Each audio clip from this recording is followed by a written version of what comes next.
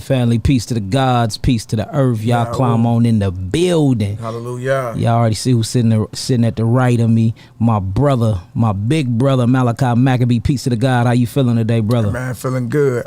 You know, man, good to be in the land of the living. As long as we above ground, we winning. All praises, all praises. Y'all climb on in. Y'all climb on in. We wait till y'all climb on in. We're going to get everything started. Y'all see what we got on the board today. We talking about conflict and contradictions within the Bible / Torah / Pentateuch, Tanakh, whatever everybody want to, call it. Let's talk about it. We finna bring some things out today. Again, this is not to, get anybody out of the faith. This is not to, make fun of the Bible and nothing like that. We are here for knowledge and for spiritual growth, you know what I'm saying? And we really doing this and coming forth with all this information to show that we have been serving two gods. We have been mingling two gods. We've been mingling the God of death with the God of life. And, according to the pure Torah of Moses, we can't do that. According to the pure Torah of Moses, you can't serve two masters out. You got anything to say, Malachi Maccabee? Yeah, no doubt. All this is leading up to like the origin of your sacrifices. It's a lot of mealy mouth Negroes that's mad right now, and they're holding on to a dead Levitical priesthood. You know what I mean? And mad because of what we brought out last Thursday and how it's obvious conflict between the prophets, right, and what we call the priests. You got prophets saying the Most High never spoke to our fathers, nor commanded them in the day when we left Egypt concerning burnt offerings and sacrifice. But we got a law of sacrifice and burnt offerings, right? Then you're in that day. Well, okay, when we left Egypt, that was a major sacrifice according to what we read in Exodus. So what we point out is conflict. And the whole reason we point that out is because if you're not killing the flesh, you know what I mean, then you're definitely not eating the flesh. Facts. That's the whole point, you know what I mean? I know a lot of people think that, we saying put the Bible down and all that. No, we saying if you want to really deal with the true teachings of Moses or the true Torah that the Messiah came to restore to the people, then you must teach life out of the scriptures. You know what I mean? Not death. Look, even Moses said it though. Yeah, Did he say, I lay before you two paths, life and death. Facts. Choose life that you may live, right? Now, a lot of our people don't understand this, that in that life and in that death, there's also a life diet and a death diet. That's right. You know what I mean? And it's wild though, over the last week, a few Negroes lined up, called themselves firing at us, but to none avail. Yeah. All y'all missed, you know what I mean? And the whole point was this, like, you know what I mean? We wasn't done. We not done bringing out everything. At least wait till we done. You know what I mean? Because this research we doing, we're going in. Like, you know what I mean? What we talking about is what they talking about at Yale, Cambridge, Facts. Oxford. We gonna show y'all some of it today. And even after today, we still ain't done. You know what I mean? So the whole thing is to show the conflict. Why show the conflict? Because it's like this. If you're not sacrificing the flesh, then guess what you're not doing? You're not eating the flesh. The dietary law is Genesis 1:29. The fruits and the grains of the earth. Not just for man, but even for the animals. Yeah. You know what I mean? That's the dietary law. That's what the Most High ordained.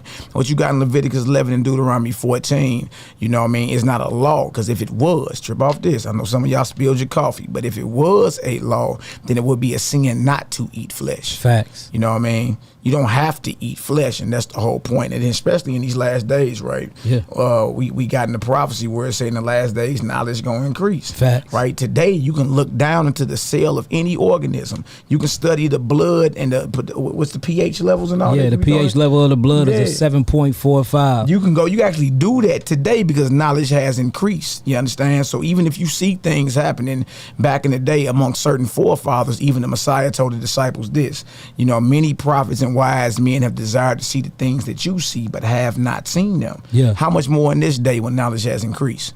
You know what I mean? So the whole thing, we've been telling people to live life and live abundantly and stop putting the things down your throat that destroy you. And you'd have thought we was telling people to go become homosexuals or something. Yeah, we straight telling y'all, we telling y'all to live. And, when you deal with the fact of the matter, the meat is the flesh is killing us at alarming rates. It's killing us very, very fast. And, we've been dealing with two two Torahs here. We've been dealing with two laws here. We've been dealing with the law of life and the law of death. And, you know, once we came into the knowledge of this, we would be fools and we would be sinning if we didn't bring this forth. We just want our people to live. That's it. So we ain't gonna pay attention to the comment board today until we done. So you know, if anybody got the axe in here and y'all see anybody stirring up any issues, just go on and block them, because the message got to go forth. So we finna bring everything forth. Then at the end of the presentation, then we will open up the phone line. So let's just get straight to it. If y'all can see the screen and if y'all can hear us good, type in some nines real quick. Let's do that first. If y'all can see the screen real good, y'all can see us. And if y'all can hear us good, type in some nines and we'll get everything started. Absolutely. And look, this right here is from an academic standpoint. You know what I mean? Again, professors and all them at Yale, you know what I mean, Oxford, Cambridge. So this is from an academic standpoint. Then you got scripture standpoint where you can respond and do all that as well. You know what I mean? But this is academic. Y'all do know there are people who whole careers are based on studying your records, going into history, exegesis and all that, biblical texts, criticisms and all that. You know what I mean? So we gonna bring it out to show that, because we teach, you know what I mean, keep that flesh out your mouth, that lick out your mouth, and that smoke out your lungs, so you can live. So this whole vessel could be totally dedicated to the Almighty. You know what I mean? That's what we teach, and we gonna keep teaching it. Regardless of whoever get mad, that's just what it is. We love you enough to see you alive. Facts. And breathing. You know what I mean? There it is. All right, so what we got going on first? All right, so we're going to start this. I want to start this off showing the lion pen of the scribes. I want to read this first, and then we're going to get into some other versions and everything of it, because, you know, people be like, they use the breakdown that we used to use and that we used to that we didn't taught for real. They use that breakdown and saying, well, the people were sinning, so it was like the prophets were scribing in vain because the words that they wrote didn't amount to nothing because Israel was sinning. And it's like, no, when you read this for what it is and you read it inside of its context, he was saying that the pen of the scribes, they dealt with it falsely, and they wrote lies, and they twisted lies, and they wrote lies into the Torah. That's what it says. So we're gonna read this first, and then we're gonna look at some other versions and see what it say as well. Hey, and just to say this real quick, that make all the sense in the world, because one of the Messiah's chief enemies were the scribes. Facts. Not just the Pharisees and Sadducees, but they're scribes. Facts. And scribes are in charge of writing down the precepts of what we call the laws of Moses and all that, and the interpretation. Yes, and the interpretation thereof. That's right. Jeremiah 8:8. How do ye say we are wise, and the law of the Most High is with us? Lo, certainly in vain made he it. Ooh-wee. The pen of the scribes is in vain. All right, so what I'm gonna do is, because y'all done heard us break this down millions of times, right, in the past, so we just gonna let the other Bibles and everything, it's called comparing text, so we're gonna let the comparing text speak for itself. So we're gonna click on here real quick, and let's compare the text. Let's just compare it real quick. So let's go to Bibles. Now let's read. We're going to read every different version, and let's see what every different version say. This right here, okay, we just did the KJV, right? This right here is the NKJV. How can you say we are wise and the law of the Most High is with us?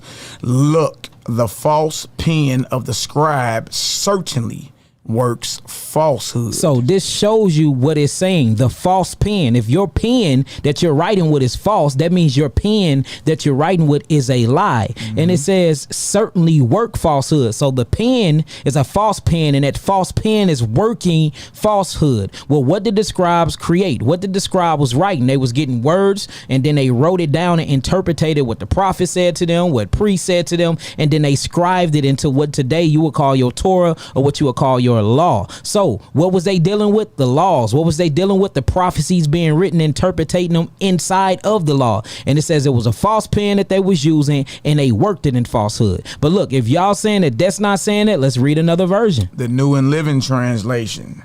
How can you say we are wise because we have the word of the Most High when your teachers have twisted it by writing lies? Let's read that one more time, Ellie. How can you say we are wise because we have the word of the Heavenly Father when your teachers, your teachers, have twisted it by writing lies? That is clear as day. When your teachers have twisted it by writing lies. And if y'all really get into Jeremiah or Jeremiah, he was one of the ones, he was one of the Nabis, the Nabiums, or one of the prophets that was going hard when it went against, going against sacrifices and going against eating flesh flesh, because the Most High was dealing with him personally, and a lot of other prophets too, you know, was going against the grain. You got a few prophets here and there where you see they got sacrifice in there, but when you read like Ezekiel, for example, he have sacrifices inside of his writings, inside of his sayings, but in the same within the same chapter, it contradicts itself because he go right back to a plant-based diet. You know what I'm saying? And look, we have answers for all of that if y'all just be patient with us and go through this whole presentation with y'all. I'm pretty sure that this gonna blow y'all mind because it blew ours. So we see that that Jeremiah is stating that the false pens of the scribes was twisting teachings and writing lies in our Torah. Yeah, and then the crazy part is this has to come into play sometime in history. Yeah, Jeremiah is a prophet. He prophesies. So this would have to come into play. He was a prophet that prophesied right before Jerusalem fell to Babylon. Facts. You know what I mean? Ooh. So, all right, well, when we fell to Babylon, y'all do know that what we call the Torah that Moses wrote, that was burnt. It was burnt. It was burnt. According to 2nd Ezra, the 14th chapter and the 21st verse, thy law is burnt. Yeah. You know what I mean? All right, so what you have now is a refining of a Torah or written work coming out of ancient Babylon. Facts. You know what I mean? What you got attributed to Moses, what Moses wrote down initially was burnt. Yeah. According to 2nd Ezra 14 and 21, the law was burnt. Yeah. You know what I mean? Then Ezra gets the Holy Spirit and he starts writing again, right? But down in 2nd Ezra 14:44, he wrote 204 books. That's right. What am it? There's only 5 books of your Torah.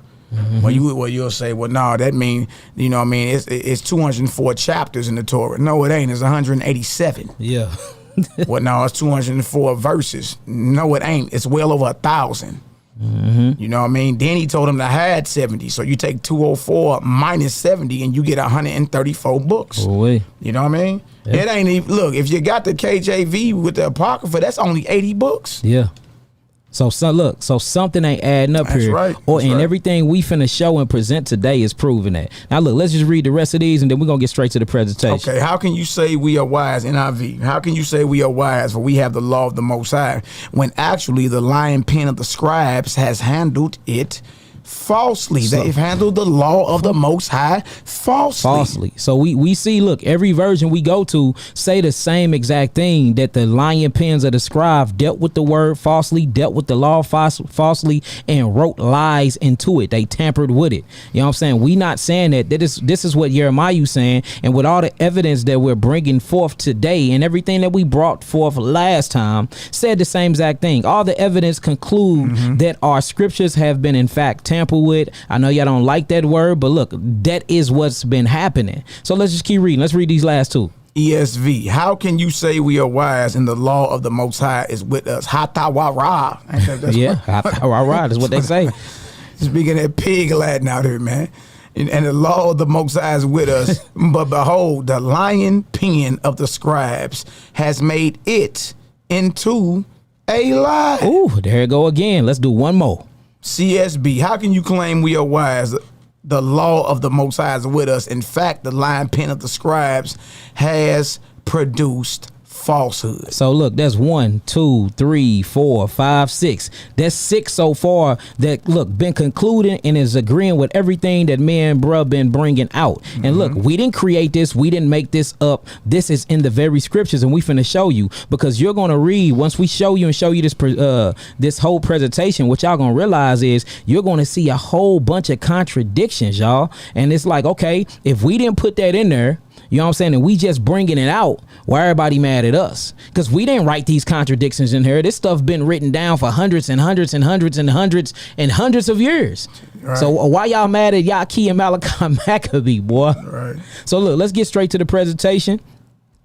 And then at the end, like I said, at the end of the presentation, we open up the phone lines and we'll even answer some questions on the comment board. All we ask for y'all is y'all to be patient and y'all to bear with us while we get through there. We don't need none of y'all questions right now because we ain't answering them. So it ain't no part of y'all blowing up the whole comment board because we ain't gonna even answer them. So we letting y'all know that right now. Look, hear the whole matter and then we can talk when we done.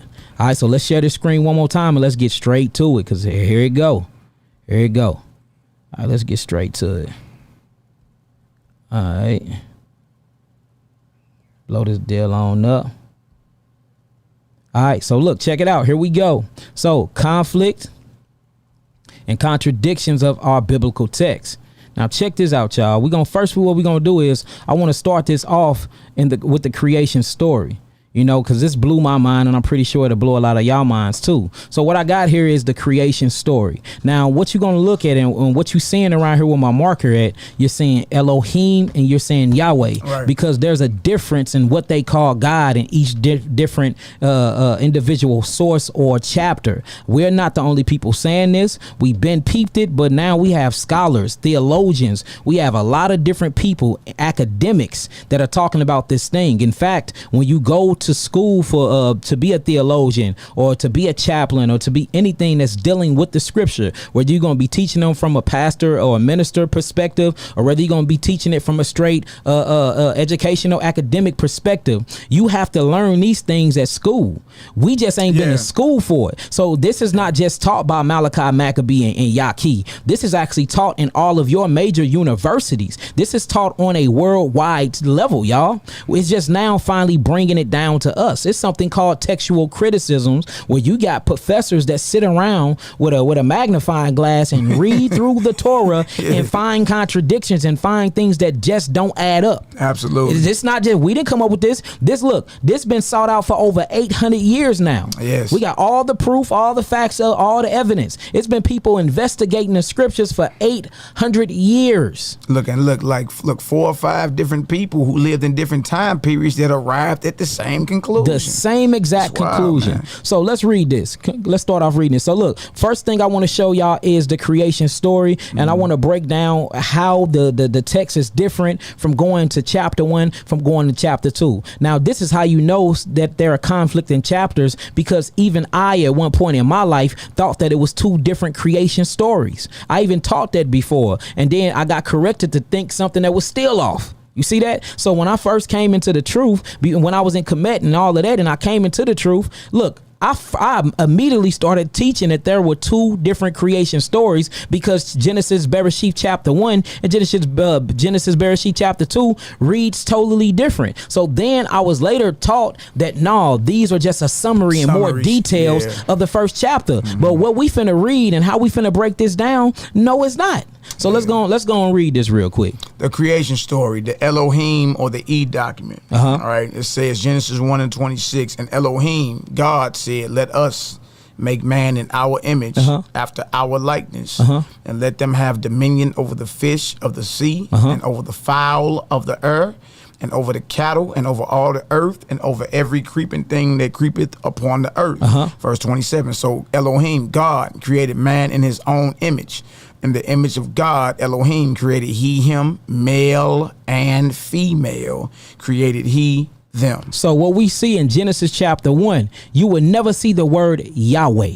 You would never see the word Yod Hey Wav Hey. You would never see the word Lord in Genesis chapter 1. So you would have to ask yourself, if this is the same writer in Genesis chapter 1, then why is it calling Yahweh, or who our creator, why is it calling him a different name when you go over to the next chapter? Even in the way that it explains who he is and how he creates. Notice when you look at this in Genesis chapter 1, it's speaking of God as in, somebody that's cosmic, that's up in the sky, that's not hands in with his creation. Notice it always said God said. That's right. God said. Yep. God said. God said. Like he's a high deity, and he don't want nothing to do with his creation when it comes to like being close and personal. Hands on. But when you get to Genesis chapter 2, we're going to read, they calling the God that's a totally different name, and then you're going to see God is starting to be more personal. You're going to see him shaping Adam from the dust of the ground. You're gonna see him blowing into Adam's nostrils. You're gonna see him picking Adam up and placing Adam in the garden. It's 2 totally different ways for you to see God, and they even calling God 2 totally different names. So we just read Genesis chapter 1:26 and 27. Now let's go down to Genesis chapter 2 and read 21 and 22, and notice that the names are different for those that don't speak Hebrew, which we do, for those that don't read Hebrew, which we do, for those who don't write or scribe Hebrew, which we do. 2. If you read the word God, it simply says Elohim, and that means powers. We're not going to see the same thing in Genesis chapter 2. So let's read it. Genesis 2:21, the Yahweh or the Yahweh document, right? And Yahweh Elohim caused a deep sleep to fall upon Adam, and he slept. And he took one of his ribs and closed up the flesh instead thereof. And the rib which the Most High Yahweh had taken from man made he a woman and brought her unto the man. So now we see in Genesis chapter 2, and y'all can go challenge us. Go through. Matter of fact, we're going to read both chapters. We're going to just go through them. We ain't going to be too fast, but we're going to go through them just to show all the different perspectives. And we're going to show it's two total different writers, y'all. It's not the same. So the question you're going to have to ask yourself, well, in Judaism, the traditional teaching is that Moshe wrote the Torah. That's what the traditional saying and teaching is, but we finna prove without a shadow of a doubt that Moses didn't write this. He didn't write this. Now, I'm not saying that he didn't scribe a Torah for us, but I'm saying that the Torah and Tanakh that we got, Moses ain't scribed that, and we finna prove it. We are finna prove it. So what I got right here is, I said in Lord God, which is Yahweh Elohim, formed man out of the dust of the ground, and he breathed into his nostrils the breath of life, and man became a living soul. That's Genesis 2:7. So if you look at the notes I said in the Edoc. Now, the only reason why we're calling this the Edoc is because this is where the writer, whoever the author or the scribe is, they only call God Elohim. They don't call him any other name. So in the Edoc, Yahweh is more cosmic. He's a cosmic God. He's not personal with his creation. So read chapter 1. So we finna go read that, and we gonna show y'all that. Now, when you get down to the Yahwistic or the Yahweh or the Y document, I said in the Y document, Yahweh is more hands-on with his creation. Yahweh is described as being more human-like. He's blowing, he's shaping, and he's operating, right? And he's operating. Now check this out. Check this out real fast. Let's just go read chapter 1 and read. Let's just go read the chapters, and it will blow your mind. It will seriously blow your mind. Check this out. Check this out. Let me move this out the way real quick. Exit full screen. Bang. Now let's get it. Let's pull up this scripture. Where that scripture at?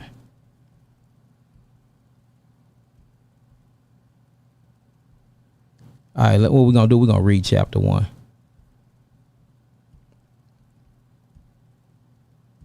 Chapter 1, verse 1.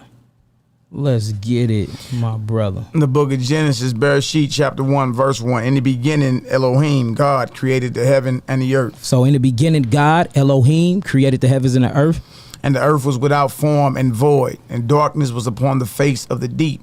And the spirit of Elohim moved upon the face of the water. See that? Now we got the spirit of God moving upon the face of the water. So whenever we read through this, it's like God is untouchable in the sense. It's like God is just over the creation. He didn't really want hands on in the creation. Now we're going to see him directly talking to Adam after he created him. But that is really like as far as he go. He had never put his hands in the creation. He would never be doing any type of blowing into Adam. That is only mentioned when you get into inside of chapter 2, but in chapter 1 he's more cosmic. Come on. Verse 3, and Elohim said, let there be light, and there was light. And Elohim saw the light that it was good, and Elohim divided the light from the darkness. And Elohim called the light day, and the darkness he called night. And the evening and the morning were the first day. Come on.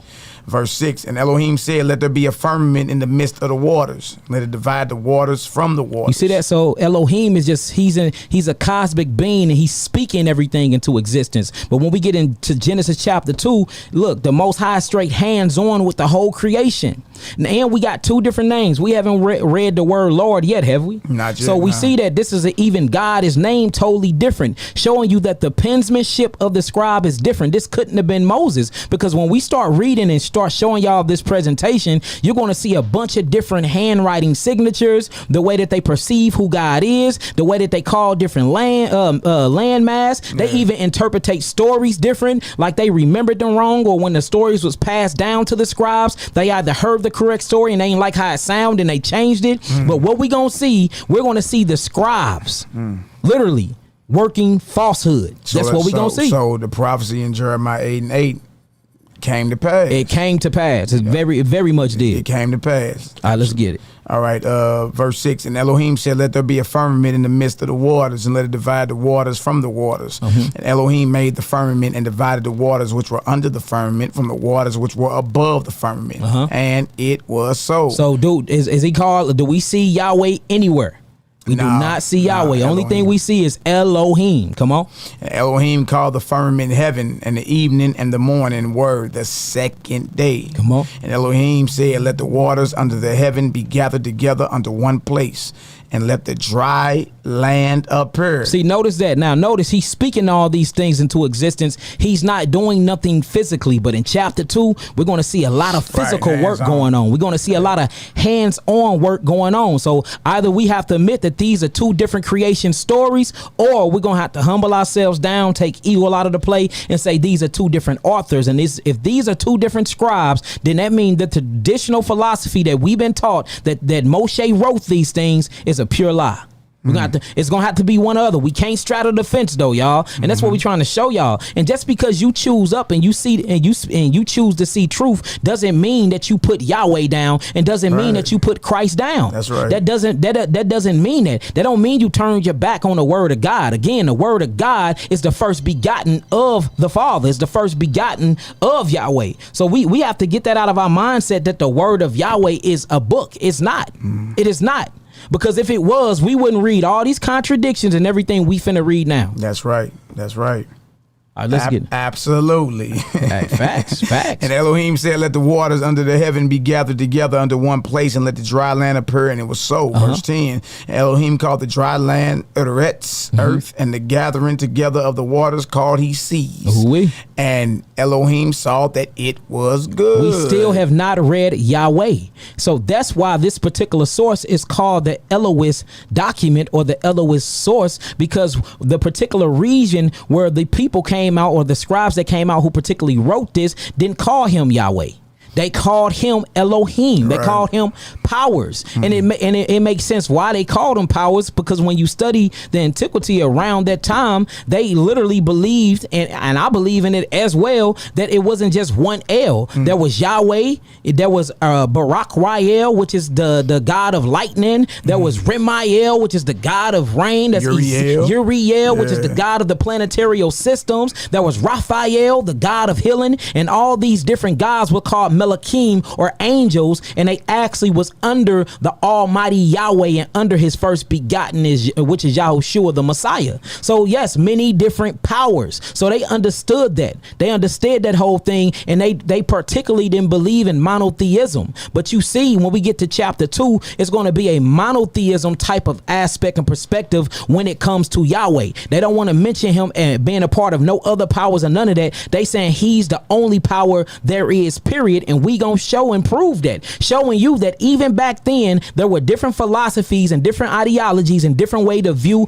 the scrolls when it came to different sects of all the 12 tribes of Israel. Absolutely. So it's been that's the truth. That's the truth, you know what I mean? Look, and if it wasn't the truth, it wouldn't have been all these different sects, you know what I mean? So you got the Father, and then you got all the powers that he created up under him that take heed to his command. Yeah. You know what I mean? But make no mistakes, they are powers. They are gods. Facts. They you know what I mean? They're up under the Heavenly Father, and they take heed to his command. Mikha'el, Raphael, Uriel. Yes. Barak Riel, like Barak Riel is the one of lightning. Now, some of y'all don't read the book of Enoch. That ain't our problem, but that's where you'll find the name, you know what I mean, of all these messengers, Melakim, or gods. And in certain instances, you will see where they will pray for these certain gods. They will pray for these certain gods. And we can pull that up too, showing you that it was different parts of Israel that believed in polytheism, and it was different parts that believed in monotheism. Absolutely. And these are facts, and it's all throughout the Torah. If we just slow down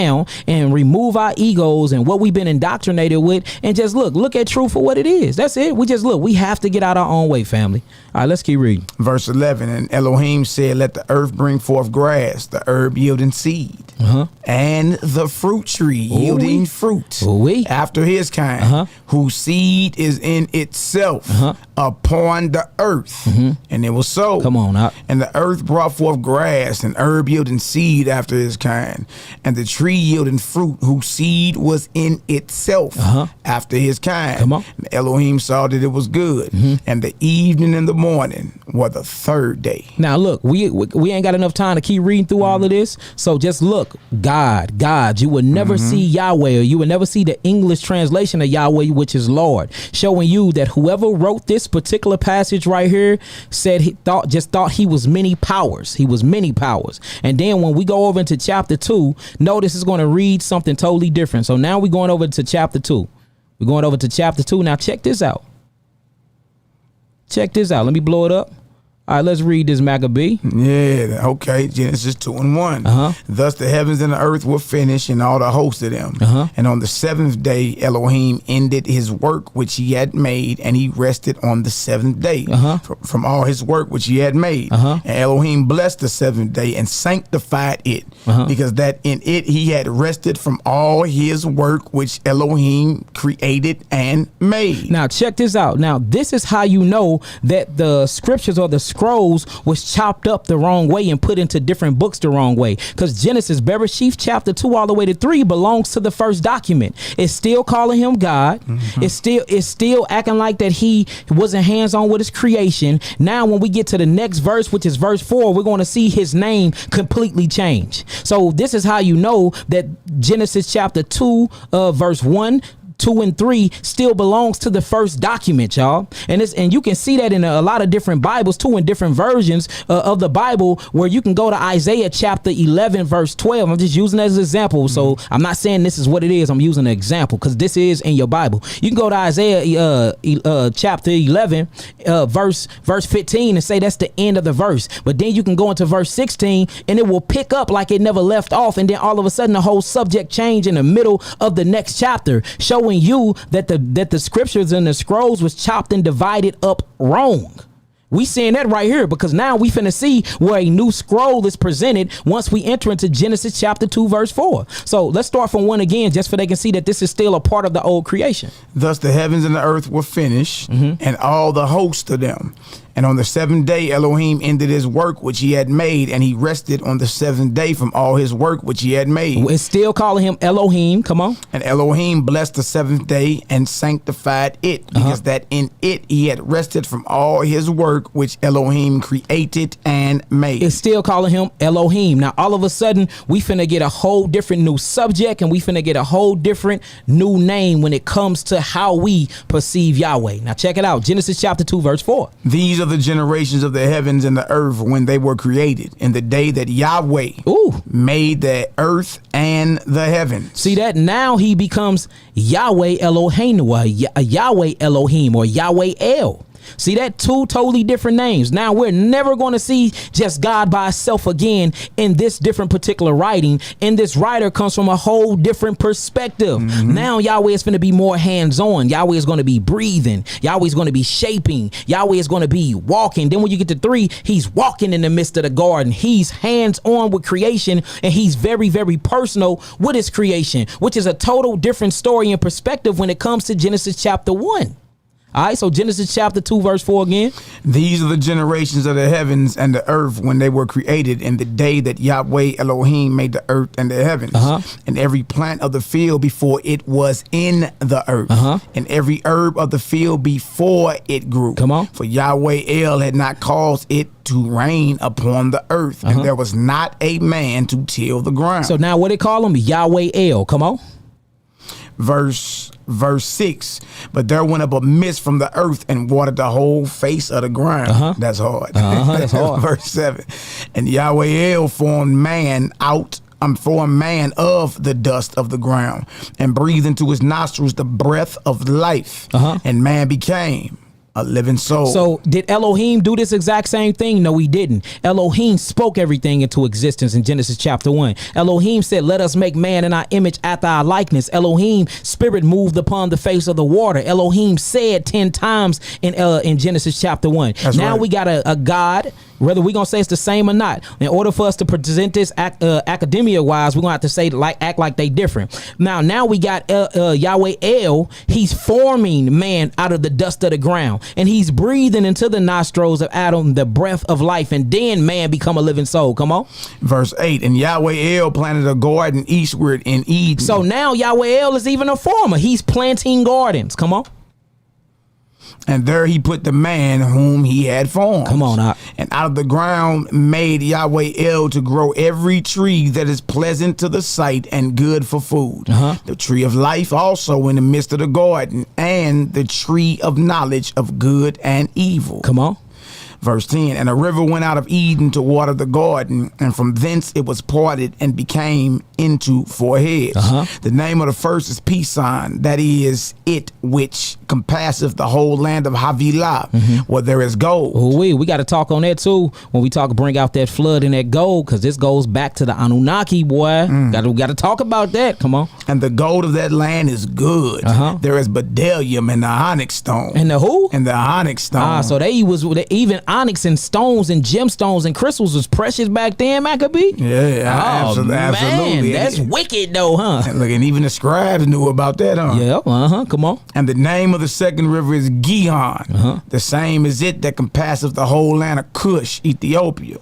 And the name of the river is Hiddekel, that is it which goeth toward the east of Assyria. And the fourth river is Euphrates. Come on, brother. Verse 15, and Yahweh El took the man. So hold on. Now we got Yahweh El taking the man. Do we got Elohim taking the man or Yahweh El? Yahweh El taking the man. Two total different names and perspectives when it comes to Yahweh.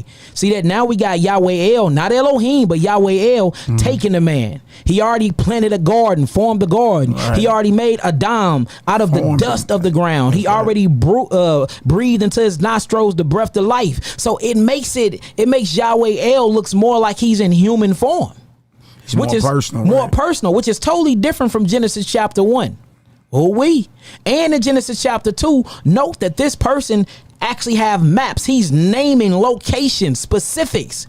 It wasn't specific in Genesis chapter 1. It just said that he separated waters from waters. He said he brought the dry land out of the waters. You see that? Now we get in Genesis chapter 2 with Yahweh El, eastward and Eden. It's like exact. It's like he's looking at a map while he's scribing, showing you that it is 2 different writers. It is 2 different scribes. It is 2 different authors, and it couldn't have been Moshe. We got to talk about it. Come on. And Yahweh El took the man and put him into the Garden of Eden to dress it and to keep it. So he took man and he put him in the garden to dress it and to keep it. Now we even got 2 different actions he gave man, because in the first one he just told the man to have dominion over the fish and the fowls and dominions over the animals, right? Go forth, be fruitful and multiply. Now in Genesis chapter 2 we got the different God Yahweh El, and the reason why I'm calling it a different God is for academia, y'all. Right? And he got, look, notice what he's telling him. Now he's giving him a straight another job. He say, hey, look, go keep the garden, go dress the garden. So it went from dominion, and you know what I'm saying, to a lesser dominion, and now he got specific jobs and duties to get. So even the duties are a little different, showing you that the perspective of both creations had to come from 2 different mindsets, y'all. 2 different authors. 2 different authors. Talking about Genesis 1 and Genesis 2 are not written by the same author. It's not. You know what I mean? Or not written by, let's use the same scribe. The same scribe. And look, unless you saying this, it is written by the same scribe, but these are 2 total different creations. Now, look, I can even rock with you if you'll keep it real to you. At least say, well, maybe it's just 2 different creations. But look, you can't have all of them. You can't say it ain't 2 different creations and it's the same one and it's the same writer. Right. You're straight up moving in ego and pride if you admit that. Right. Same writer, and it's just a summary or a more in-depth detail of what went down in chapter 1. We've heard that before too. And if we actually used to teach that. Yeah. Actually, you know what I mean? But if you slow down and read, you'll see. it's different. Look, even the order is different. The order, everything. Look, and after we read this, we gonna break it down how different it is, y'all. So make sure y'all get out y'all pens and pads. And again, this is not to bash the Bible. This is not to bash the prophets. This is not to turn nobody out of the faith or not. This is to speak life into y'all and show y'all that it's time to choose life. Straight up, we've been serving two different gods, y'all, and we finna prove it. Right, and the purpose of the conflict, we bringing that out, is to show you, you understand, when it comes down to choosing life, that even got to do with your diet. Facts. You know what I mean? We have not been choosing a life or a living diet being so-called Israelites. We choose Leviticus 11 and Deuteronomy 14, which is the death diet, and y'all, over 90% of the nation is sick as if they eat pork, shrimp, crab, and lobsters. You understand? I'm talking about that's something we can observe, and that's something we can measure, which makes it a scientific fact. That's just the truth. And could you say that again? You said the whole nation sick as if we were eating as if we were eating pork, shrimp, crabs, and lobsters. And we ain't, but we still sick. What do that mean? What do that mean? And y'all know, we know. Look who I'm sitting next to. This the master herbalist. You can only imagine the phone call him and his team get.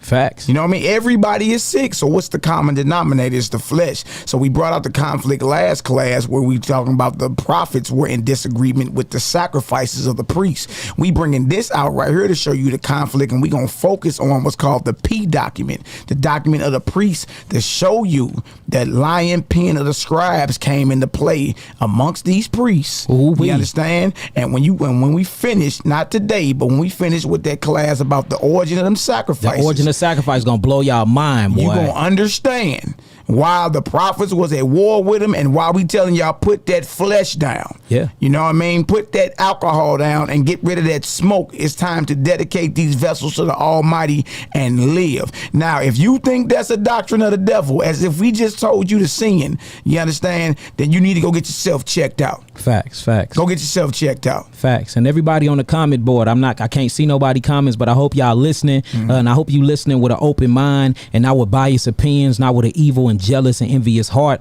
And I just really hope you humble yourself down and listen to this lesson. Then after you take everything in, you come up with your conclusion. I'm not giving you a conclusion. This is open. Y'all arrive to your own point. I'm not forcing this on anybody. But look, if you call yourself an intelligent, wise man, you will listen with an open mind and with a non-biased opinion, and then you will draw a conclusion at the end of the test, at the end of this entire testimony. All right. Hey, and that's just the truth. You know what I mean? Look, Malachi and Yaki can't validate none of y'all. Facts. You know what I mean? You got to be persuaded within your own mind about what's going on. You know what I mean? And in the end, we want y'all to live life and live abundantly, man. It ain't no reason to be in the mindset like, look, we all gonna die anyway. Yeah, you know what I mean? That's a Negro slave mindset. Yeah, I'm trying to live and live abundantly. Facts. And keep growing until I Enoch my body or something. And you can't do none of that eating flesh, dead carcass, and blood and maggots. You can't. You can't do none of that eating flesh, dead carcass, blood, and maggots. You can't do it. You can't. I'm just keeping it real. Hey, that's solid though. You know can't. What I mean? All right, verse 16. And Yahweh commanded the man, saying, of every tree of the garden thou mayest eat freely. Mayest freely eat. But of the tree of the knowledge of good and evil thou shalt not eat of it. For in the day that thou eatest thereof, thou shalt surely die. Now, my question to you, Malachi Maccabee, reading this so far, when the scroll actually changed in Genesis chapter 2 verse 3, that's when it changed over and it started calling him a different God. Did it go back to Elohim? It never went back. It never went back. Now it's Yahweh El, showing you these different scribes are calling God by a different name, by a different source. And the way that they are perceiving who Yahweh is and in the creation is two total different accounts and ways. In one, he's not dealing with creation like that. He's sitting in a cosmic realm and he's speaking it to existence. And then we got in a different instance with what we read in now, he is hands-on in his creation. All right. And one, you don't have no locations whatsoever. I couldn't tell you where all this stuff happened at. Like the Big Bang just happened and the land came out of the water and separated. And I don't even know where it's at. But in this one, we have direct locations on a map where we can go reference and say, oh, Assyria, that's in the Middle East. Oh, Euphrates rivers, that's in Africa. See that this is a total different account and a total different way to actually perceive a creation from two different scribes, y'all. This is not the same scribe, and if this is not the same scribe, then we cannot say that this is Moses and we only in Genesis chapter 2. There is more. It gets way deeper, y'all. Look, this is the warm up. This presentation goes deep, so hold on to your seats and have your pens and your pad. Yeah, and that's why I was telling the men that's fancying themselves as our ops, look, y'all shot too early. You know what I mean? We told y'all we got a lot to bring out. Let us bring it out. You know what I mean? Most of y'all gonna be calling, apologizing, like, okay, I see what y'all saying. Dang. Yeah, after this, most definitely. You know what I mean, bro? You ain't looking, it's all good. We know knowledge puffers up. We ain't the ones that act like, you know, we all egotistical and all that. But all you men that ran around and let that one Negro put a battery in y'all back and charge y'all up because he can't stand for himself. You know what I mean? Shame on you. Yeah, facts. You know what I mean? Y'all should have just waited. At least wait till we get done bringing everything out. Then come holler. Then do your reproof and your little videos and all that. But everybody, whether you be on Facebook or call yourself making a video about us because of what we did last week, all y'all missed. Yeah. You missed. You ain't, none of your shots landed. No, we finna show y'all. Y'all. And again, this is not glory and power to us. This is for the nations. We're trying to wake the people up and bring them the pure doctrine. And look, we can't call a doctrine pure if it's so many contradictions and if it's so many miseditings, if it's, I mean, it's so much, y'all, it's gonna blow your mind. So how can we say no? Yahweh is pure. His first begotten is pure. That's what's pure. We done ordain a book as our God, and that's what we messed up at. We done ordain writings from men our God, and that's what we messed up at.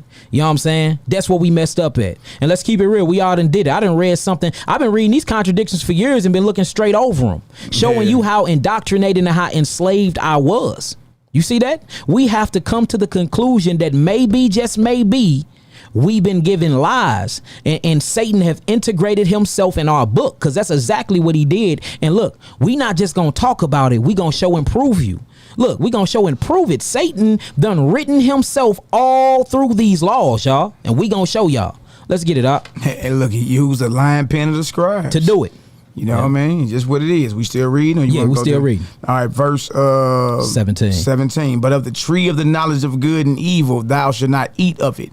For in the day that thou eatest thereof, thou shalt surely die. And Yahweh said, it is not good that the man should be alone. I will make him an help meet for him.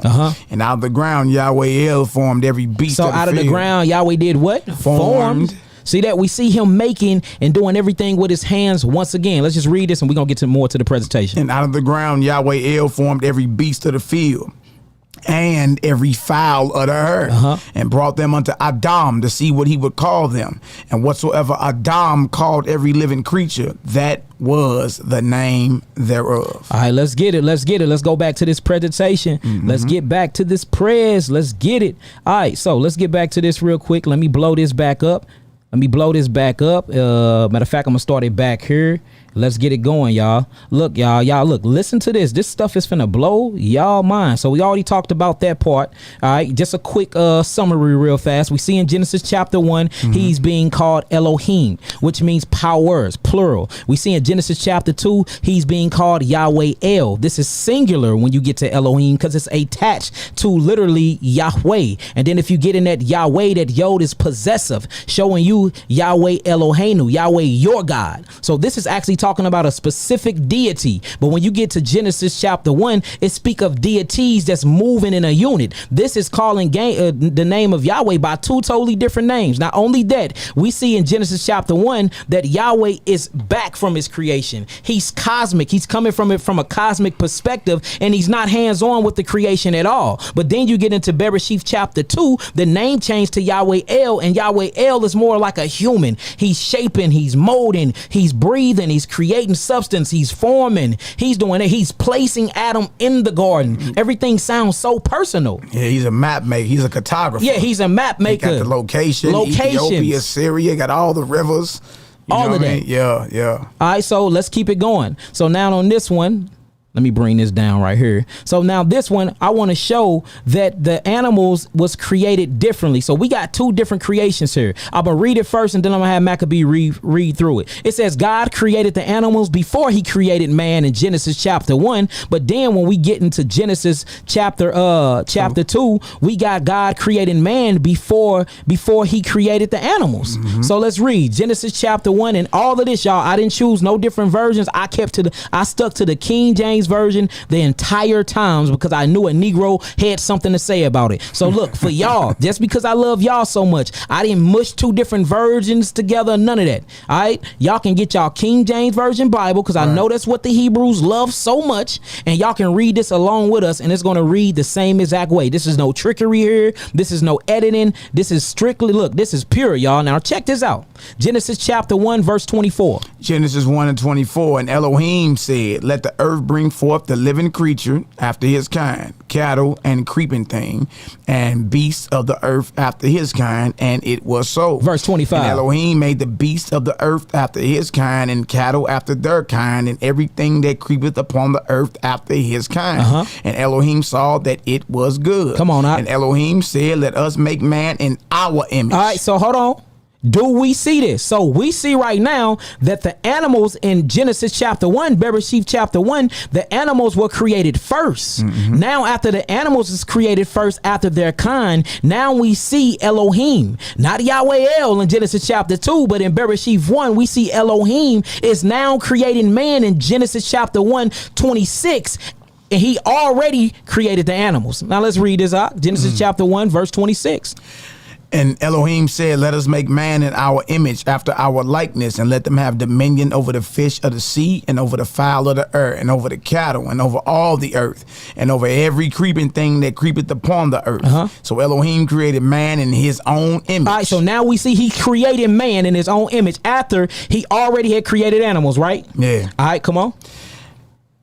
So Elohim created man in his own image, and the image of Elohim created he, him, male and female, created he them. And we see that the creation of man and woman is created at the same time, simultaneously in Genesis 1. In Genesis 2, we see that he created Adam first and then placed Adam in the garden, and then he did an operation on Adam, and then Kawah, who we call Eve, came from his rib, and that was a separate creation of man. Even though it say it's on the same day, we see that it's not simultaneously as Elohim in Genesis chapter 1. It's a different creation and a perspective of the creation when you get to Bereshit chapter 2, and it talks about Yahweh El. All right, now check this out. So in Genesis chapter 1, we see animals was created before man. Let's see what Genesis chapter 2 have to say about that when we get into the scribe who is talking about Yahweh El. All right, let's get it.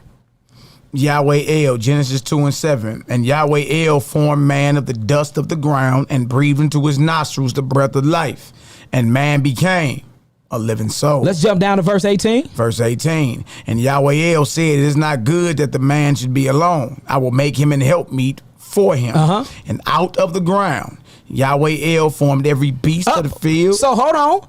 In the first creation, we see that the beast of the field was created first in Genesis chapter 1, verse 24. Let me read it. And God said, let the earth bring forth the living creature after its kind, cattle and creepy thing, and the beast of the earth after its kind. And it was so. And Elohim made the beast of the earth after its kind, and cattle after its kind, and everything that creepeth upon the earth after its kind. And Elohim saw that it was good. And Elohim said, let us make man in our image, after our likeness, and let them have dominion over the fish of the sea, and over the fowl of the air, and over the cattle, and over the earth, and over every creepy thing that creepeth upon the earth. So God, Elohim, created man in his own image. The image of God created he him, male and female created he them. And that shows y'all too.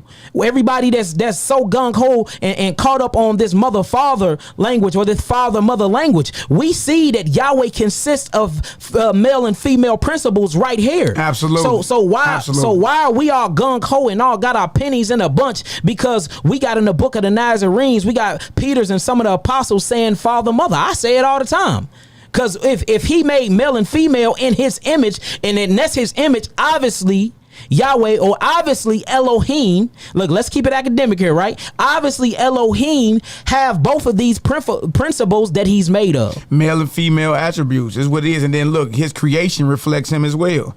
So everything in creation is male and female. Male and female plants. Some of you Negroes grow weed.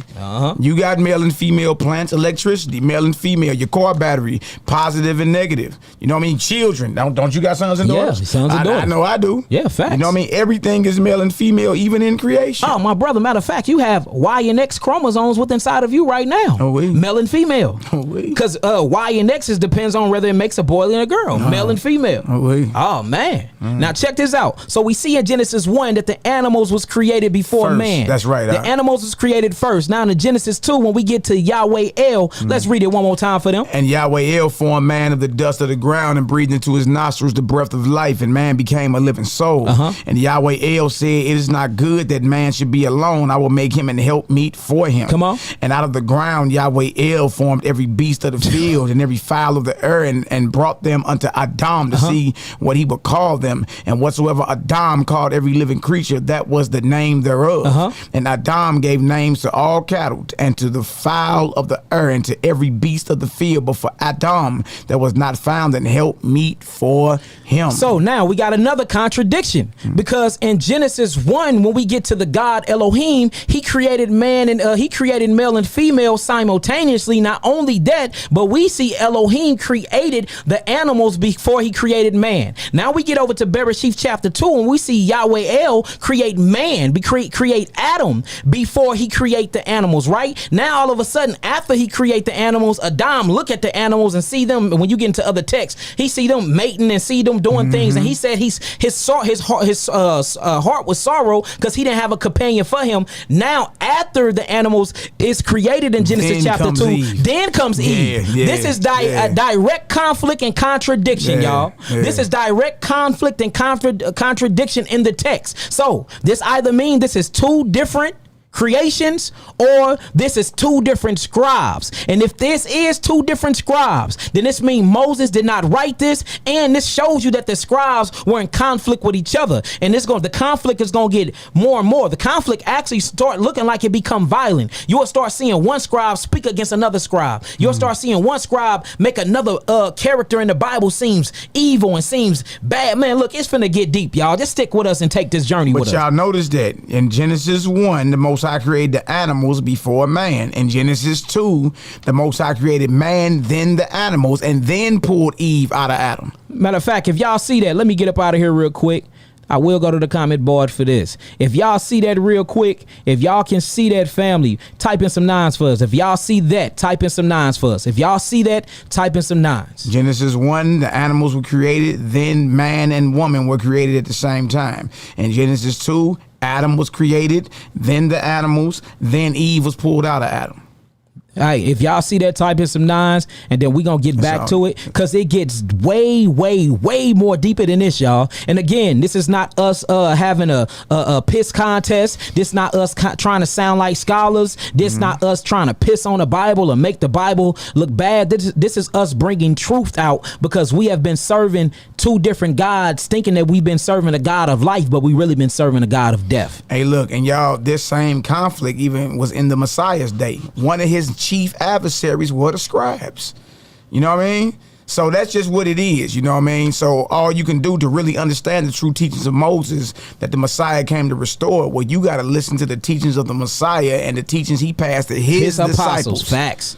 You know what I mean? You sticking in the Bible, teach life. You know what I mean? You want to go a little deeper, then you got to get into the faith of the Nazarenes, Ebionites, Essenes, and all them, because these are the ones that were vanguards of the true teachings of Moses. All right, let's get it. That's just the truth. I see the nines, though. All right, we see the nines. Let's keep it going. Let's keep it going. And I'm going to do that after every last one of them, just to make sure that we are all in agreement before we keep going. And this agreement does not mean that you agree with us. This just means that you agree with the text. This agreement, if you agree with this don't mean that you agree that we shouldn't be eating meat. We're not even here for that right now. We just want you to see this, and we want to know if you agree with what we're seeing here with the actual presentation of the contradictions and the mishaps that we see in these editorial writings. All right, let's go on to the next one. Now, when you read the next one, check this out. This says the creation origin of the fowls. Now, in the Elohim document, let's read it. Let's read it, Maccabee. Genesis 1:19. And look, this is a good way. This is like real simple to see if somebody got pride and it blinds them. You know what I mean? I brought this out with a few bros the other day,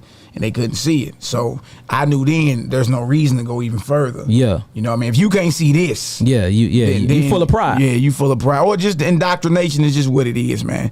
You know what I mean? We understand because we used to be indoctrinated. Yeah, facts. All right, Genesis 1:19, and the evening and the morning were the fourth day. Genesis 1:20. And Elohim said, let the waters bring forth abundantly the moving creature that have life, and fowl that may fly above the earth in the open firmament of heaven. So in Genesis chapter 1, verse 20, we see that the fowls come from the water. All right, let's read that one more time.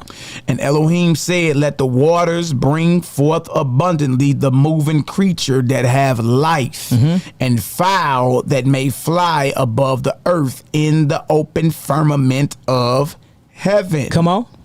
Verse 21, and Elohim created great whales and every living creature that moveth, which the waters brought forth abundantly after their kind, and every winged fowl after his kind. And Elohim saw that it was good. Now, notice that we still dealing with the God Elohim in Bereshith chapter 1. All right. Now, let's move down to the Bereshith chapter 2, verse 19, and let's see what Yahweh El created. Let's see if he created, and let's see where the fowls come from in Genesis chapter 2:19. Let's read it. Genesis 2:19, and out of the ground Yahweh El formed every beast of the field and every fowl of the earth. Hold on. Stop right there. Because in Genesis chapter 1, verse 20, it says, and Elohim said, let the waters bring forth abundantly the moving creature that have life and the fowl that may fly above the air. So hold on. When in Genesis chapter 1, I'm seeing that the fowl came from the water. The waters. But you just read in Genesis chapter 2:19. Read that again. Genesis 2:19, and out of the ground Yahweh El formed every beast of the field and every fowl of the earth,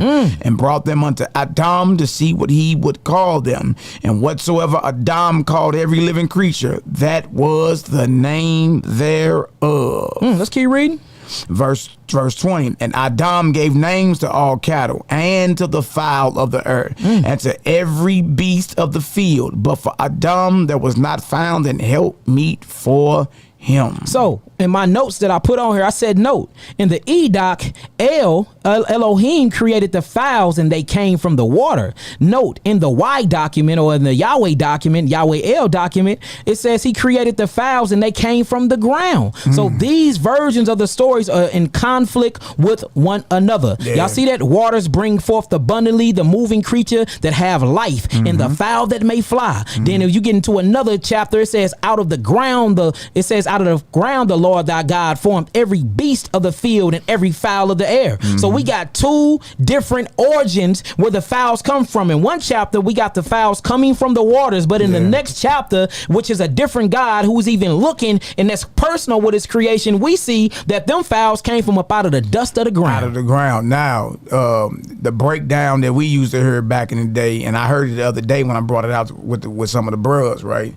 They was like, well, I was under the impression that everything was water, a big ball of water, and then, so in essence, everything comes out of the water. I was like, oh, okay, but there's just one problem with that understanding. The problem is, if you read back up in Genesis chapter 1, the Most High had already separated the water from the dry ground. Facts. The dry ground he called earth, and the water he called seas. So, you know what I mean? So there is conflict in Genesis 1:20, Genesis 2:19. The understanding that everything was a big ball of water, so in essence, everything come out of water. And think about it, even you come out of water, don't your mama water break? But her body came from the earth. And look, I understand the breakdowns. I used to teach them.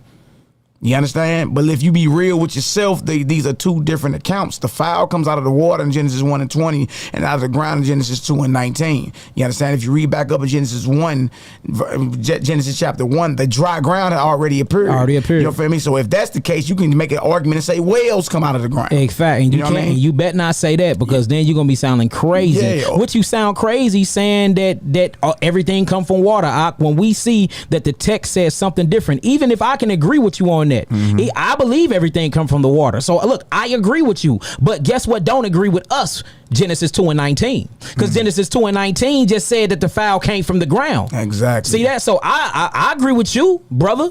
I agree with that. I think all things come from the water. But guess who don't agree with that? That scribe that wrote Genesis chapter 2 is in 19. Disagreement. That's right. It's in disagreement with what we agree to. Yeah. And so there's an obvious conflict there. Yeah. You know what I mean? It's just what it is. You know So what I mean? before we keep going, because there's more, it gets deeper and deeper. If y'all seen that, type in some 9s and we'll keep it going. If y'all seen that, type in some 9s and we'll keep it going. Once we get some 9s, we'll keep it going. If we got to revisit it real quick, we will. Exactly. If we got to revisit it real quick, we will. But if y'all seen that, and if you're not stuck in pride and you're not stuck in ego and that narcissistic mindset, type in some 9s and we'll keep it pushing. Yeah, just be real with yourself. Yeah, be real with yourself. Okay, we got 9s. All right, look, let's go into some more. Because look, y'all, it gets deeper. It gets deeper, y'all. It gets deeper and it gets deeper.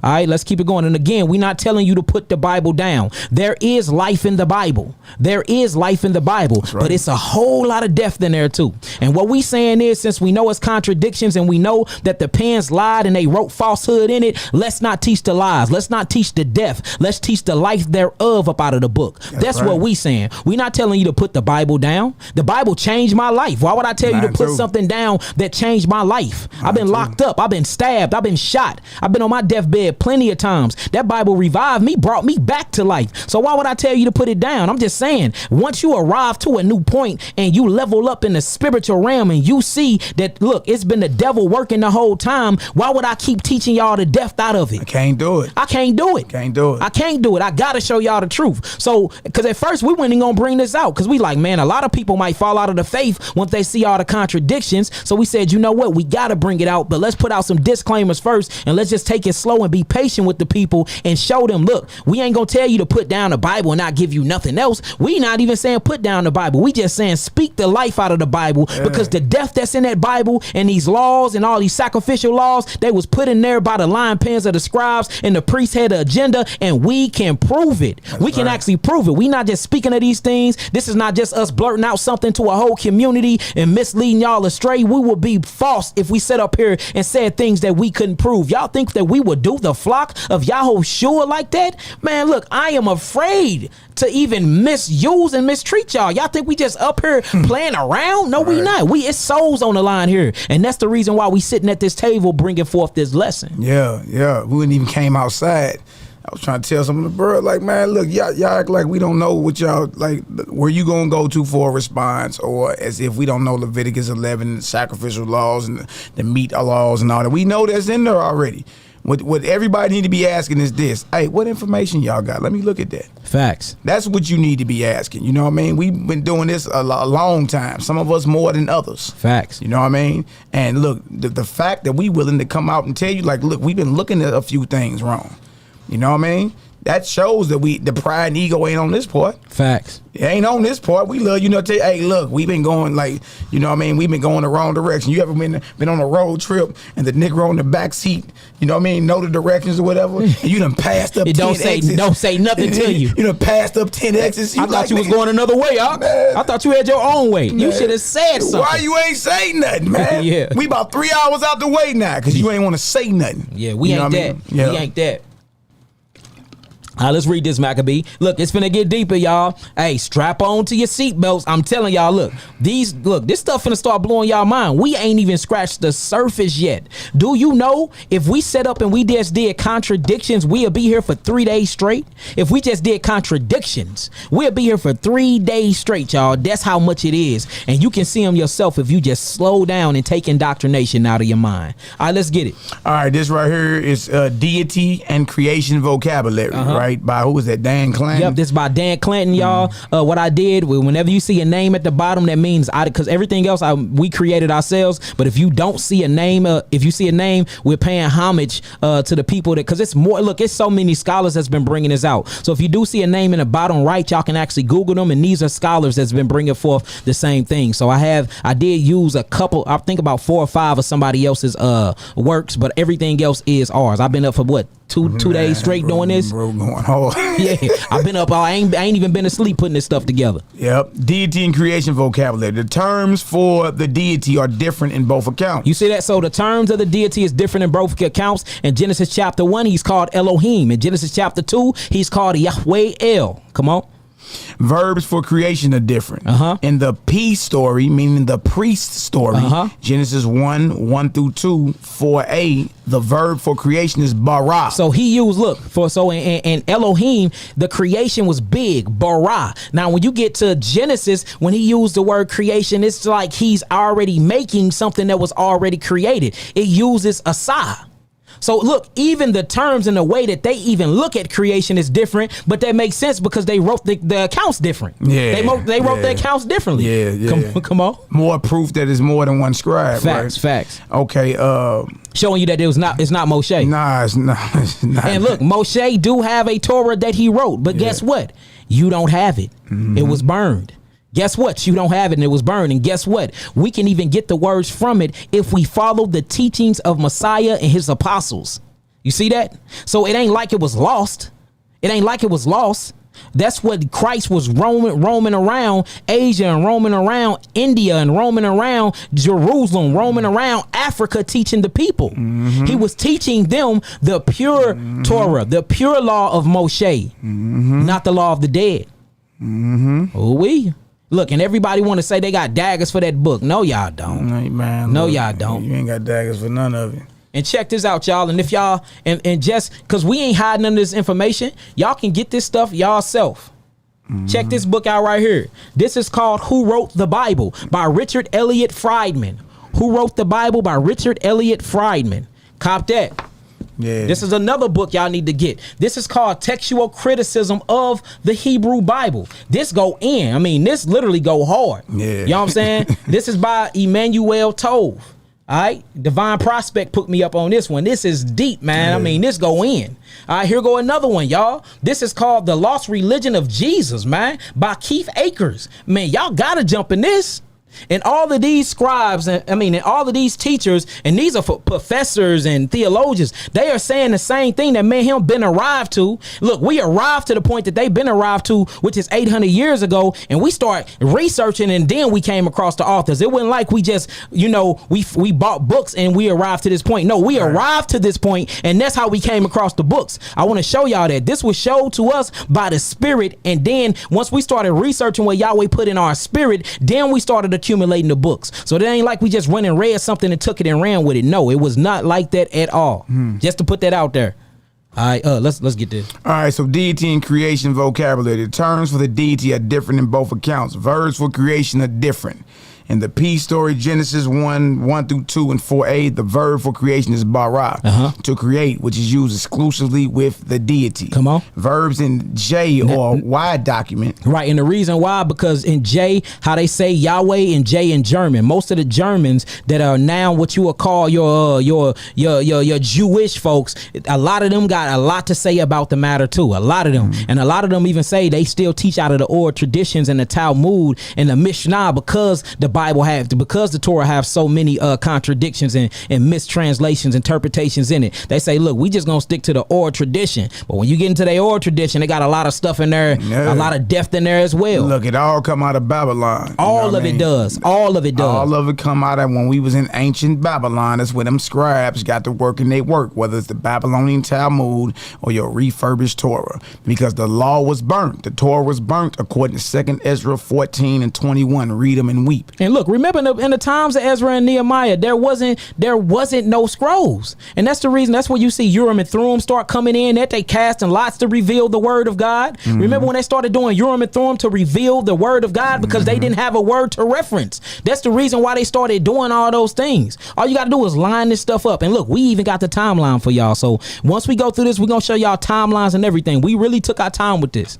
All right, come on with it, big bro. All right, right here. Verbs in J or the Y document are more common. The first instance of creation, chapter 2, verse 4b in the J account, Genesis 2:4-3:24, is articulated by the verb asa. So in one verse, when you get to Elohim, he say creation is bara in Hebrew. But when you get into chapter 2 with Yahweh El, he say asa, which means what? To make or do. An extremely common verb. The second verb used in 2 and 7 is yatzor, meaning to form or shape as a potter or artisan. Another common verb. Showing you that these two scrolls and these two writers view the creator in two total different aspects. One seemed like he couldn't be touched. He was cosmic. And the other one seemed like he was in human form. And he was very close and personal with Adam and Kawah, which is Adam and Eve. All right, we're going to go to the next slide. Now, the next slide, we're going to get into the gender vocabulary. Check this out, y'all. Gender vocabulary. The terms for gender identification are different in both stories. We talking about Genesis 1 and Genesis 2, right? The P or the priest account uses uncommon words for male and female. Zakar for male, which can also mean a male animal. CF Exodus 12 and 5. And Nakwava for female, which can also be used for female animals. CF Genesis 6:19. In contrast, J or the Y, Yahweh uses more common terms. Ish for man. See that? So when you see man in there, it's Ish. And then when you see woman, it's Isha. But then you go into different accounts of the same scribe. They using Nakava or they using Zakar. See that? Even the vocabulary and the way that they use Hebrew is different. Even the language is different, y'all. Even the language. Y'all can look this up for yourselves right now. Come on. In contrast, J uses common terms Ish for man and Isha for woman. Both terms can also be to designate male and female animals. CF Genesis 7 and 2. All right, let's get it. For y'all that don't know, we got a beloved Emad that we gonna call, or she gonna call in after we get done. That went to seminary school. Yeah, you know what I mean, and they're trained. Look, that's how you know that this ain't no, like, we ain't playing, we ain't making this up. She gonna give her testimony. They were trained in the contradictions and the conflict of the Bible. Fact. Showing you that these pastors that go to school to get theology degrees, they already know this stuff. They already know this whole thing is a hustle. Yeah. You know what I mean? Facts. 1 Kings 4 and 26. Now check this out. So this is a contradiction right here with Solomon and his stalls and his horses, y'all. All right. Now check this out. Read this real quick. 1 Kings 4 and 26. And Solomon had 40,000 stalls of horses for his chariots and 12,000 horsemen. That's 1 Kings 4 and 26. Let's read the same thing in 2 Chronicles 9 and 25. 2 Chronicles 9 and 25. And Solomon had 4,000 stalls for horses. So hold on. In 2 Kings chapter 4 verse 26, we see that Solomon had 40,000 stalls of horses for his chariots. But when you get to 2 Chronicles 9 and 25, Solomon had 4,000 stalls for his horses and chariots. Right. So now we see the difference, y'all. So we cannot act like that the scribes was not messing up, or they just wanted to change things, or they wanted to be like, hold on, I wanted to make it sound bigger. I'm gonna put 40 on there because I'm after the tribe of Judah. And you will see that. You will see people, scribes from the tribe of Judah, be trying to trump the scribes that was in the northern tribes. In the northern kingdom, it was straight, look, northern kingdom scribes banging against southern kingdom Judite scribes. I mean, banging. Two total different accounts, putting down the northern tribes, lifting up the Judites, lifting up David, lifting up Solomon. But then you would get a Elohis from the northern tribe. He'd make David seem bad. David committed murder. David committed adultery. David didn't, you know what I'm saying? But then you'll read from a Judite out of the southern kingdom, which is what David's from. They like, look, he had a repentant heart. He had a heart like Yahweh.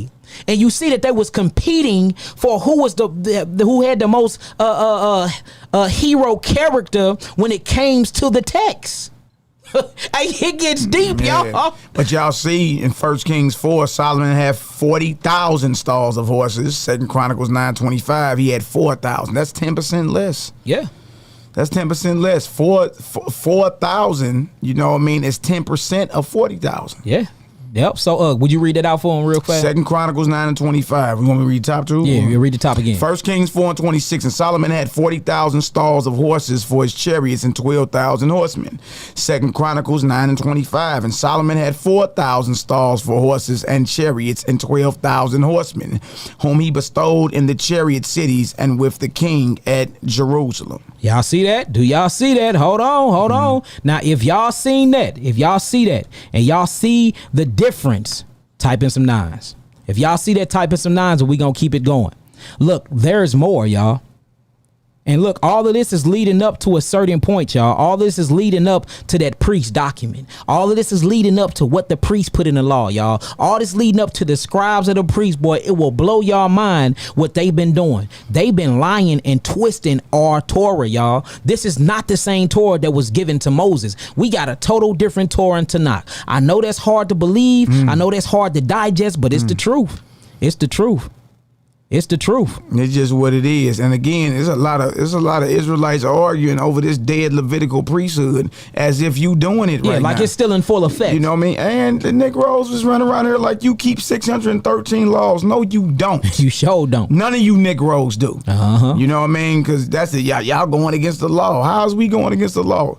Most High gave you a Torah of life and a Torah of death. That's Choose right. life. Choose life. Teach life. The problem is we've been mingling. Yeah, we've been mingling. You know what I mean? Light and darkness can't dwell together. And look, we've been straight serving. Look, this is exactly what's been happening, y'all.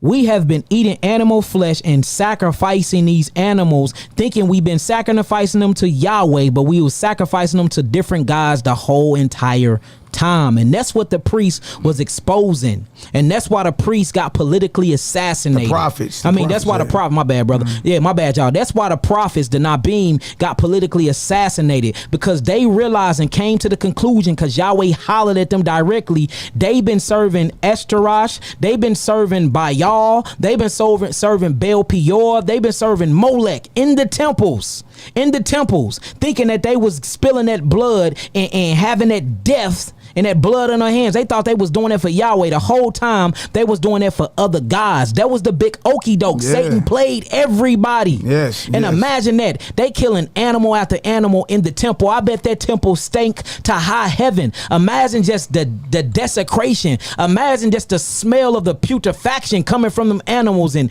the blood the priest got blood dripping from their holy garments. And y'all telling me that was by Yahweh. No, it wasn't. We gonna show y'all there was a plot. And this plot all happening while in exile, y'all. These priests had a plot, y'all, and we gonna expose the whole thing. Yeah, and look, and if y'all think they not sacrificing to Baal, what do you think these slaughterhouses are? Yep. You know what I mean? What do you think these slaughterhouses are? If you just look at the kill clock, dealing with just the America of these animals and all that. Why you think the Messiah, what he did when he assaulted the temple, or attacked the temple, turned over the money changers table, and then he said, and then he released the animals and said, take these hence. Yeah. Make not my father's house a house of merchandise. They was up there selling sacrifices, and he freed the animals who were about to be murdered and killed and tortured. Yeah. That assault on the temple is one of the main things that got him murdered. Yeah. That's the truth. If I will have mercy and not sacrifice. If you knew what that meant, you wouldn't have condemned the guiltless or the innocent. Well, who are the innocent being condemned doing sacrifice? It's the animals. It's the animals. So a lot of you Negroes is running around here mad because we exposing a corrupted Levitical priesthood that you ain't even a part of. Yeah, and we not talking about Moshe. Exactly. It was Aharon and his sons. We ain't talking. Look, we gonna prove all this stuff, y'all. Look, this is what y'all gotta understand. We just don't be throwing shit out there that we can't back up. You can't be a true teacher if you do things like that. If it come out of our mouth, we can prove and back it up. We just not sitting here speaking out of passion, just saying things and sounding crazy. No, we are very strategic and careful of what we say, y'all. Like, we don't take this as no game. We not playing around. It's souls on the line. We not playing around with this. Exactly. We not playing around. Look, it gets deeper. Let's get back to it. It gets deeper. It gets deeper. And if anybody need this presentation, just let us know. We will email it to you. Exactly. Look, this ain't ours. This ain't even ours. We put it together, but it ain't ours. This is for the world to see. Now, look, we just seen that, right? Y'all seen y'all nines. Y'all all agreed. Now, look, let's keep it going. Let's keep it going. All right. Now, check this out. This one says Christ spoke of his betrayal before or after eating. This going into the New Testament, or what we call the Q document, and that go deep once y'all start getting into the Q document. All right, let's read Luke 22:19. Luke 22:19, and he took bread and gave and he took bread and gave thanks and brake it and gave unto them, saying, this is my body which is given for you.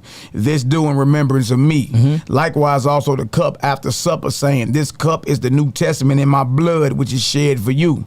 But behold, the hand of him that betrayeth me is with me on the table. This is already after he had broken bread with him, correct? Yeah. He already broke bread with Judas. He already sipped with Judas. They already entered into the covenant. Now, right after that, then Yahushua exposed him and said, look, hey, somebody at the table with me betrayeth me. Come on, let's keep reading.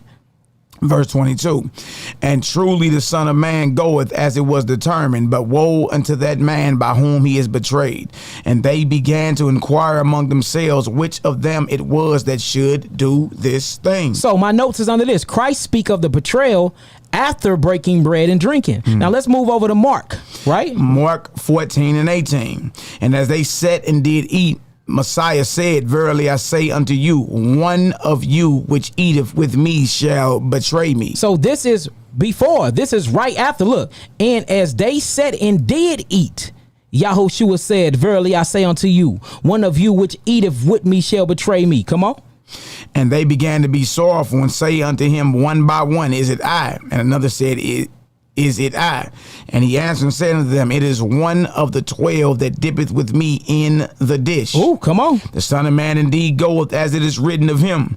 But woe to that man by whom the Son of Man is betrayed. Good were it for that man if he had never been born.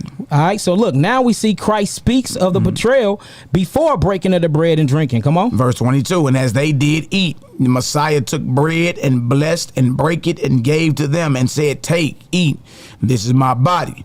And he took the cup, and when he had given thanks, he gave it to them, and they all drank of it. And he said unto them, this is my blood of the New Testament, which is shed for many. Now check this out. It gets deeper. So Messiah speaks. What happened? So look, check this out. So on this one, you see, and he took the bread and he gave thanks, and they break it and they gave unto him, saying, this is my body which is given for you. This is my remembrance of me. Likewise this cup. And it says that the New Testament in my blood which is shed for you. But so why they did that? They already eating and drinking. Why they did that? They already done did their communion. Right. Now he's saying, look, somebody done betrayed me. But when we read it right here, it says, as they sat and they did eat. You see that? As they said and they did eat, said Jesus. Jesus said, verily I say unto you, one of you which eateth with me shall betray me. So he speaks of the betrayal in Luke 22 after breaking bread and drinking. And then he speaks of the betrayal before breaking bread and drinking in Mark the 14th chapter. But look, it gets even deeper though. Once we go to the next one, I mean, everything is different. Dang, I got to scroll wrong. Once we go through this scroll, we gonna get back to that, because even the way Judas with the shekels, it said that he threw the shekels at the priest's feet. But then in another one, it says that he bought a field with the shekels, and his guts burst from him. Right, I seen that a while back. Boy, so the whole from the eating all the way to when Christ was captured and the way Judas died is totally different. I got the stuff mixed up, y'all, but we gonna get it. It's still gonna come out. If y'all can hear us good, give us a 7. Give us a 7 up in the room. Bruh say your mic is a little muffled. Which muzzle? Which mic is muzzled? Let me know now. Is it mine or is it Maccabee? Mic check. Mine just went out. Yours is out? Yeah, you just right there. You good now? No, it's out now. There, I can hear it. It's doing what it was doing at first. Let me put you in plug 4 then. There it is. It's back? Yeah, it's back. I'm all good now. All right, cool. What about y'all? Can y'all hear me? Let me take it off. 7. Both mics on point. They saying we good. Okay, all right. Let's get back to it then. Now check this out, y'all. I should have checked the order, but it's all good. All right, look. The name of Moses' fathers. Let's get it. Yeah, his father-in-law Jethro, right? Now, Exodus 3:1. Now, Moshe kept the flock of Jethro, his father-in-law, the priest of Midian. And he led the flock to the backside of the desert and came to the mountain of Elohim, even to Horeb. All right, and notice this too. Even the mountain is getting called different names. They call it Mount Horeb. Now look, Moshe keep the flock of Jethro, his father-in-law. This is in Exodus chapter Shemot. They call it Shemot in Hebrew. Shemot 3:1. Now let's go to to Shemot 2:16. Let's read what that say. Exodus 2:16. Now the priest of Midian had 7 daughters, and they came and drew water and filled the troughs to water their father's flock. And the shepherds came and drove them away, but Moshe stood up and helped them and watered their flock. And when they came to Ruel, their father. Hold on, Ruel. So we got Jethro in one chapter, but then we got Ruel in the other. We got Horeb in one chapter, and we got Sinai in another chapter, showing you again different scribes inside the same book, different scribes inside the same Shemot, different scribes writing different things. You're gonna see Moses getting put down in one chapter, and then he get lifted up in another chapter. You're gonna see Aharon getting put down in one chapter, and he's lifted up in another chapter. And just to let y'all know, for and on a record, y'all, all the Hebrew Israelites didn't think Moses and Aharon was even brothers. Some of them didn't even think that they was brothers. Just like you got some Israelites that thought that that Joseph was the actual biological father of Yahushua. Then you got some that thought that it was straight up the Holy Spirit and he was the son of Yahweh. Right. All in the Israelite faith, all around the same exact time. Showing you that since the beginning of time, there's been conflict between the scribes. There's been conflict between the priests. There's been conflict between brothers. There's been conflict, y'all, the whole entire time with the prophets and the priests and the scribes, with the Pharisees and the Nazarenes, with Paul, or who we gonna call Saul of Tarsus, and the Nazarenes and the Essenes. It's been conflicts the whole time, and all of them had different beliefs and different ideologies. All of them. No way.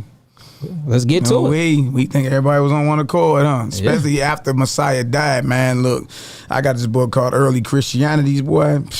Yeah, they in there like, boy, it was the years after Messiah died, was so much conflict, couldn't nobody agree on nothing. Yeah, you know what I mean? It's crazy, man. Facts. All right, let's read this one more time. So we see in Shemot, Exodus chapter 3:1, not only do they call the mountain Horeb and not Sinai, but they also call the father-in-law of Moshe Jethro. Yeah. But then we go down to Exodus 2:16. What that say? Exodus 2:16. Now the priest of Midian had 7 daughters, and they came and drew water and filled the troughs to water their father's flock. And the shepherds came and drove them away, but Moshe stood up and helped them and watered their flock. And when they came to Ruel, their father, he said, how is it that ye are come so soon today? And they said, an Egyptian delivered us out of the hand of the shepherds, and also drew water enough for us and watered the flock.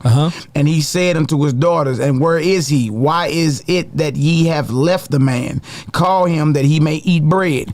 And Moshe was content to dwell with the man, and he gave Moses Zipporah his daughter. So in this particular instance, if Ruel gave Moshe his daughter, that would make Ruel his father-in-law, right? Absolutely. So Ruel is his father-in-law, but then we get up here, we see in Exodus Shemot 3:1, we see Jethro is his father-in-law, talking about the same story and the same people, but different names, and they even call the mountains different, and they explain the terrain differently, just like the scribes in Bereshith in Genesis 1 and 2. Genesis 1 is calling him Elohim. Genesis 2 is calling him Yahweh El. It makes sense. Now trip off this, y'all. Exodus 3:1, right? Yeah. Like we under the belief that Moses wrote it. But look, Exodus 3:1. Now Moses kept the flock of Jethro, his father-in-law. Yeah. Shouldn't it be saying, now I kept the flock of my father-in-law, Jethro? Oh, man. That's showing somebody else is writing this. Somebody else is writing this. Oh, man. Somebody else is writing this. Yeah, unless he's crazy and speaking in third person. Y'all, yeah, they don't want war with the Maccabee. They do not want war with Yaqui. Yaqui made this lesson up. Yaqui stayed up for 3 days putting this lesson together. Don't that sound crazy? Don't that sound crazy, man? That don't even sound right. Come on, man. Now look, check this out. These are my notes. My note says Moses' father-in-law in Exodus 3:1 is named Jethro, and then we even put it up, Jethro, and it says a suffix. It says it means excellence. It says Jethro, Moses or Moshe father-in-law. Now look, here go the Hebrew concordance for y'all that say, well, that was just his Egyptian names or his Midian name. No, this is a Hebrew name. Hebrew concordance 3500. That's right. Now when you get to Ruel, it says Ruel. It says from the same H7466. Total different Strongs and concordance. It says friend of God, Ruel, the name of Moses' father-in-law. Also in Edomite and an Israelite, Rugael or Ruel. And look, here go the Hebrew concordance again, H7466 and H410. So you can't pull a technicality and say, well, the reason why the name is different because it was in a different language. No, it wasn't. Same language, two different names. Exactly. Oui. Same thing for Horeb and Sinai. Same language, two different names, y'all. So you can't pull that on it. Look, we put this together nice, y'all. Yeah, this showing, and look, what we showing is more than one scribe, you know what I mean, that had their pen at work, you know what I mean, putting together what you call the Hathawarah. The Hathawarah. You pig Latin speaking Negroes. Or the Torah, you roll your R's. Obviously, if you just slow down and read, you know what I mean, there's more than one scribe. You know what I mean? So the question would be, Jeremiah prophesied about the lion pen of the scribes. We started the lesson off with that. When does that come into play? Facts. When does that come into play? So now we got Moses. Look, we got the same father-in-law, which is Moshe father-in-law, right? But he's been called two different names by two different editors, by two different scribes. Can we agree to that? If you can agree to that, type in some nines. Absolutely. Makes sense, man. I ain't gonna even respond. I said I wouldn't. But look, we just went and looked up Jethro in the Hebrew. Is a Hebrew concordance and lexicon number for it. That's a Hebrew name. Jethro. That's a Hebrew name. Otherwise, it wouldn't have been in there. If we see that so far, type in some nines. Y'all don't let these devils get up here on here and stray y'all away. We proving all things and we pulling everything out. Absolutely. Do not let these devils get on here and misfire and have y'all thinking differently, y'all. Exactly. It's all here. If y'all seen that, type in some nines and we'll keep it going. And look, y'all, it gets deeper. There's plenty of nines over here. All right, let's get it. All right, look, let's go back to it then. Let's get back to it. Now check this out. Let me move this out the way real quick. Bang, click on that where I'm at, blow that up, bang. All right, let's get it. All right, Moses or Moshe at the mountain. Hold on, no, this same one. Let me go back, make sure we ain't skipping Moses at the mountain. Oh, no, here we go. Yep, this is it. You're right, bro. I was wrong. Moshe at the mountain, Exodus 3:1. Now Moshe kept the flock of Jethro, his father-in-law, the priest of Midian, and he led the flock to the backside of the desert and came to the mountain of God, even to Horeb. Even to who? Horeb. So we got the mountain of Horeb, right? Come on. Verse 2, and the angel of Yahweh appeared unto him in a flame of fire out of the midst of a bush. And he looked, and behold, the bush burned with fire, and the bush was not consumed. Now, the reason why I kept verse 2, because I wanted to show y'all, now we got Yahweh, not Yahweh El, nor not Elohim, but we just got specifically Yahweh. So we dealing with a total different scribe. Here go another scribe. And notice this scribe called the Mount Sinai Mount Horeb. Now let's go down into Exodus 19:18. The book of Exodus, chapter 19:18. And Mount Sinai. And Mount what? Sinai was altogether on a smoke because Yahweh descended upon it in fire. And the smoke thereof ascended as the smoke of a furnace. And the whole mount quaked greatly. So now we got another scribe, and I'm gonna show y'all why I'm saying this is another scribe. This one is still saying Yahweh, but it is calling the Mount Sinai. See that? So it shows you that different scribes did believe that his name was Yahweh. Some believe that his name was Yahweh El, and some believe that his name was Elohim. Y'all see that? Y'all see that, right? Now look, these are my notes. It says the mount in Exodus 3:1 is called Mount Horeb, right? It says, note on the next one, the mount in Exodus 19:18 is called Mount Sinai, and Mount Sinai was together all on smoke. But in Genesis 3:2, it says, and he came to the mountain of God, even to Mount Horeb. My question is this: if these are the same scribes, if these are the same editors, then why is it changing so much of the Hebrew vocabulary? Man, look, excellent question. And be real with yourself. You know what I mean? Be real with yourself. Slow down. You dig? Slow down. Now check this out. Here go another one. The title says the instructions giving to Noah. The instructions, did I spell that right? Look, y'all, I put this together myself, so it might be some things right. ain't okay. All right, the instruction given to Noah. Let's read this account. You have to be real with yourself, family. You gotta be real with yourself. Let's read that, Maccabee. Genesis 6:19, and of every living thing, I'm glad you just said that. So, and of every living thing, come on. Of all flesh. Of what? All flesh. So this is talking about all the animals, right? All right, of every living thing of all flesh, come on. 2 of every sort shall thou bring into the ark. Oh, so hold on. So if it's every living thing of all flesh, that means whether they clean and unclean, it don't matter. They account because it's all flesh. It's all flesh. Okay, come on. Shall thou bring into the ark to keep them alive with thee. They shall be male and female. Come on. Of fowls after their kind, and of cattle after their kind, of every creeping thing of the earth after his kind. 2 of every sort shall come unto thee to keep them alive. Hold on now. So we got in every living thing of all flesh, 2 of every sort shall bring into the ark after they kind. Now let's read. So now look, y'all, this is from the Elohim source. This is from the Elohim source. Now let's go into the Yahweh source. What do the Yahweh source say in Genesis chapter 7, which is nothing but a chapter over, showing you that there is many scribes that had their hands in the same books. Many scribes had their hands, and when I've been counting them, and as much as I've been studying, I've been seeing 7 to 10 scribes in just one book. So book of Genesis, 7 to 10 scribes. Book of Exodus, 7 to 10 scribes. But when you get to that P source, man, it's about like 20. It's about 20 scribes. Them priests was all in these deals, boy. Yeah, it makes sense though. Boy, them priests, man, them corrupted priests, man. Hey, they changed the whole game. You know what the priests was doing? Capitalism.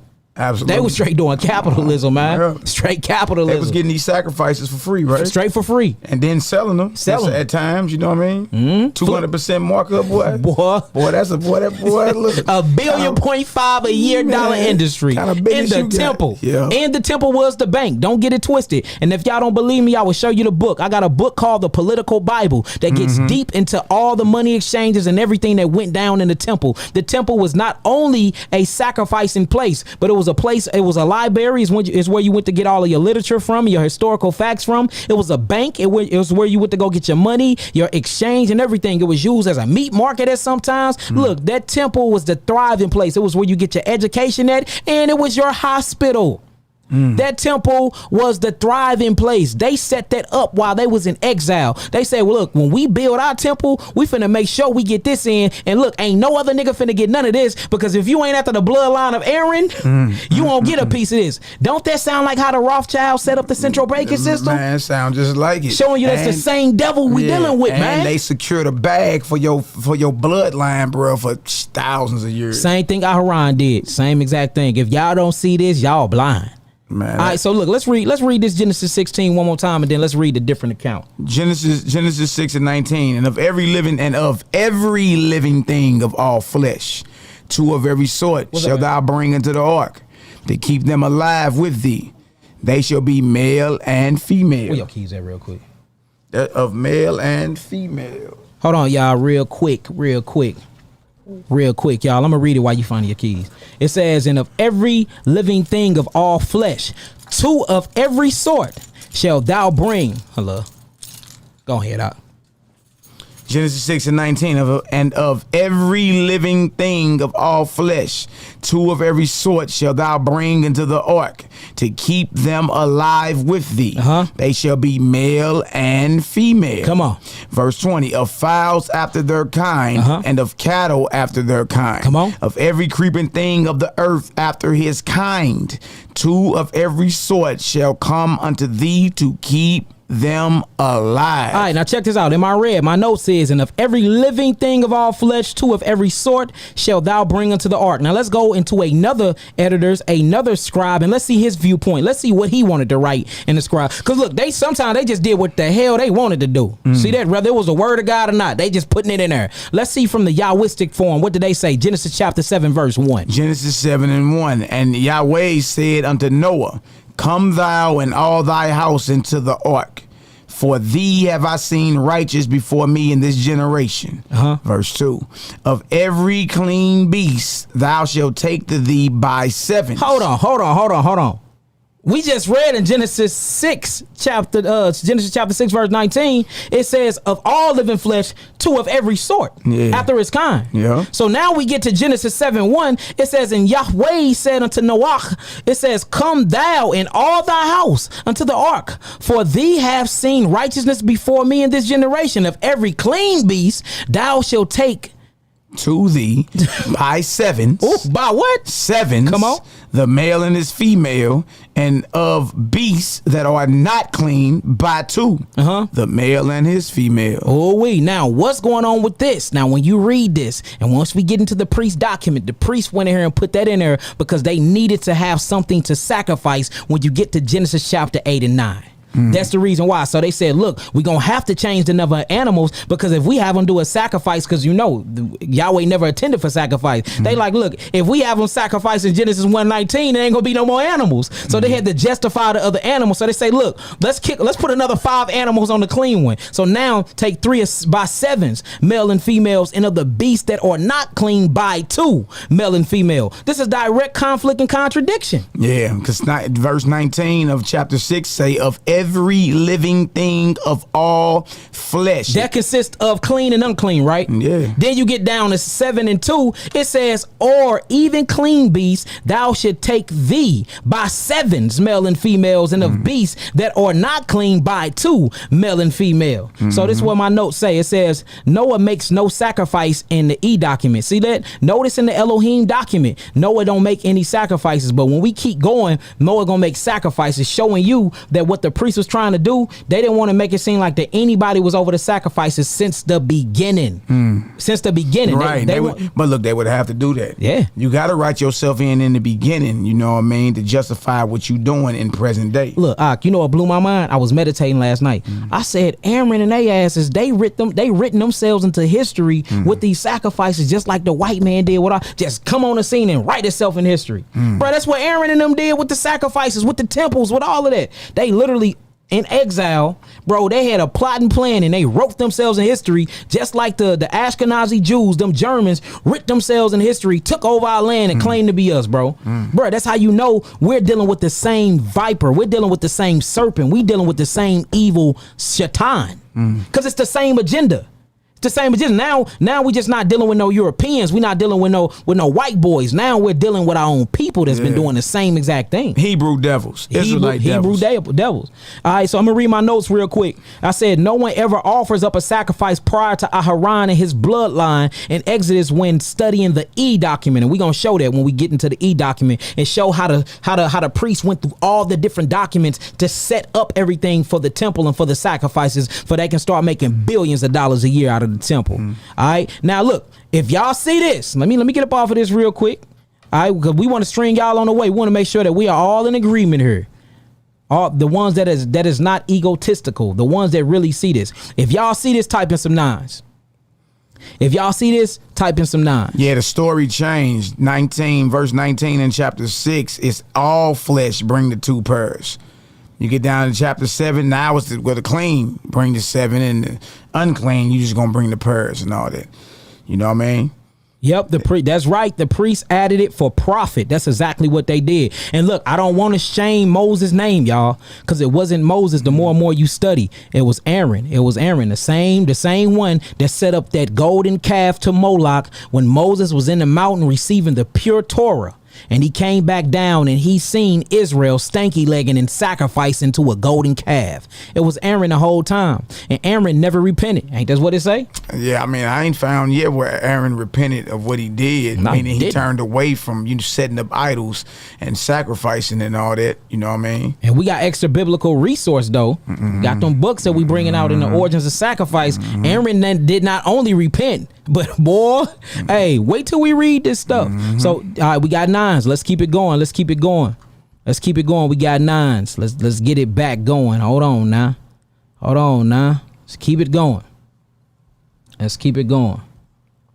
It makes sense for Jeremiah to say that the Most High said, I never spoke to your fathers. I never did that. Nor did I command them in the day of Egypt concerning burnt offerings and sacrifices. Facts. Why would Jeremiah say that? Why would Isaiah say, who requires you to tread my courts with this? Yeah, who and where the courts at? Yeah, the temple. The temple. So Yeah. they were sacrificing the other guys and where? Yeah. The temple, y'all. See, look, y'all, I see where y'all be hung up at. Y'all be like, well, that was to other gods. We know that. We not saying it was. We saying that the Israelites was thinking that they was sacrificing to God, but God never commanded them or concerned them burnt offerings nor sacrifices. So it always been to other gods. So they are going to the temple thinking that they sacrificing to Yahweh because the evil priest was back there and had them thinking that, and they was actually sacrificing to other gods in the courts, in the court and courthouses of Yahweh. That's what was happening. The whole time we've been serving another God. The whole time on Passover, we've been serving Molech. The whole time on Passover, we've been serving the God of the heaven, Azaroth. For the whole time, we've been serving the God Baal, sacrificing lamb and blood to the blood death God. And that's Shaitan. That's Shaitan. And you've been thinking you've been doing it for Yahweh. You've been thinking that you've been doing that because it's part of the culture. And y'all don't even know that that's not part of the culture. That shit been written in by Aharon and his sons, y'all. Hey, look, you know what another thing makes sense? It's crazy because when you get into the pagan rituals of sacrifice, it look identical. It look the same. It be like, dang, ain't that in Leviticus? Man, let me turn this camera around. Hold on. Ain't that in Leviticus? Like the one Negro in Africa. He know it's so identical. He called the sacrifices and that the same as voodoo. Facts. He believed that worshiping the Most High is the same as voodoo. Now, look, have I not? Look, I done said this on record so many times, y'all. I used to be teaching in class. I said, look, if you take the word Yahweh name out of it, it's dark magic. How many times I done said that teaching? Yeah. I said, look, these things are so much like dark magic that if you take Yahweh name out of it, you couldn't even tell the difference. And this is from a person that used to study black magic. I studied all of it. I studied demonology. I studied all of it. Bro, didn't you make me throw away the books?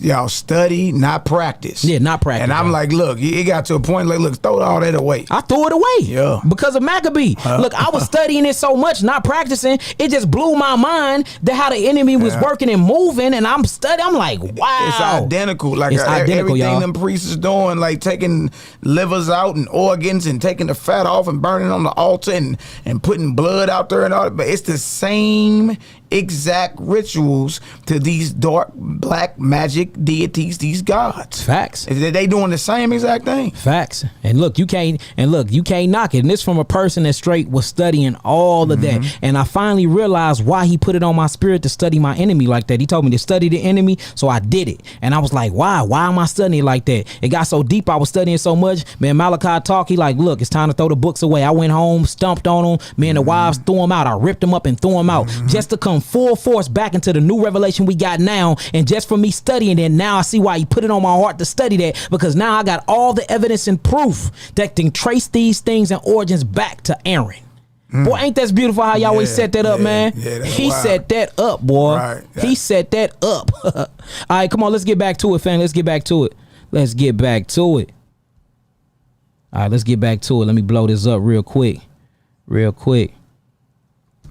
All right, y'all. So we got y'all nines on that. Everybody agree to that. Now let's move it on to the next one. Y'all. It's more. All right, now look, check this out, y'all. Now this one gonna blow your mind.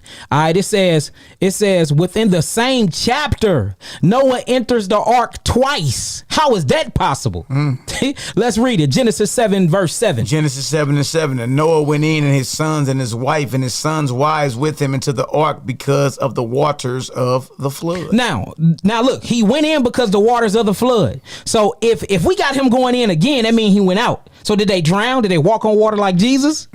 That's my question. And this is in the same verse, y'all. So when Noah went in, and his sons and his wife and his sons' wives with him into the ark because of what? The waters of the flood. So they had to shut the door because the waters was already high, y'all. They had to get in the ark, right? Now check out just a couple verses down. Let's read. Genesis 7:13. The self same day entered Noah and Shem and Ham and Japheth, the sons of Noah, and Noah's wife, and the three wives of his sons with them into the ark. There there it go again. Same chapter. We got Noah going into the ark the same time. This is the same King James Version Bible. This is not two different versions mushed together. If you don't believe me, pick up your Bible and read it right now. And what do we see about this scribe? Something that's different from both scribes. And one, he didn't name Noah's family. See that? But in Genesis chapter 2 and 13, notice the scribe started naming Noah, Shem, Ham, Japheth, and Noah's wives and 3 wives and sons into the ark. But in Genesis 7:7,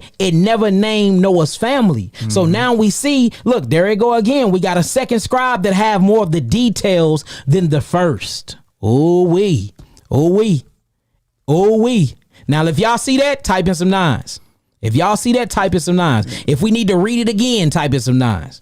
If y'all see that, type in some 9s, y'all. If y'all see that, type in some 9s. If y'all see that, type in some 9. Look, within the same chapter, you got 2 different scribes. Ain't that, man? Within the same, showing you that they was just mushing books together to create the Pentateuch. They was just mushing books and writings together to create the Torah and the Tanakh. They was just mushing them together. Boy. Hey, man, I'm just saying, man. Hey, look, and we thought the whole time Moses did this. The whole time. You know what I mean? The whole time Moses did this, y'all. This is a refurbished working of our history that our people came out of ancient Babylon with. Don't forget, 2nd Ezra 14 and 21, the Torah was burnt. Facts. You know what I mean? And then, you know what I mean, the spirit jumps on Ezra and he starts speaking and then his scribes start writing, but they wrote 204 books. Where them books at? Where them books at? Where them books at? Where them books your at? whole Bible, if you got the Apocrypha, is only 80 books. Without the Apocrypha, it's 66.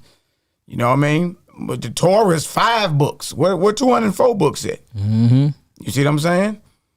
Yep. So we ain't saying the Holy Spirit ain't jump on Ezra. We saying you ain't got what Ezra wrote. You don't.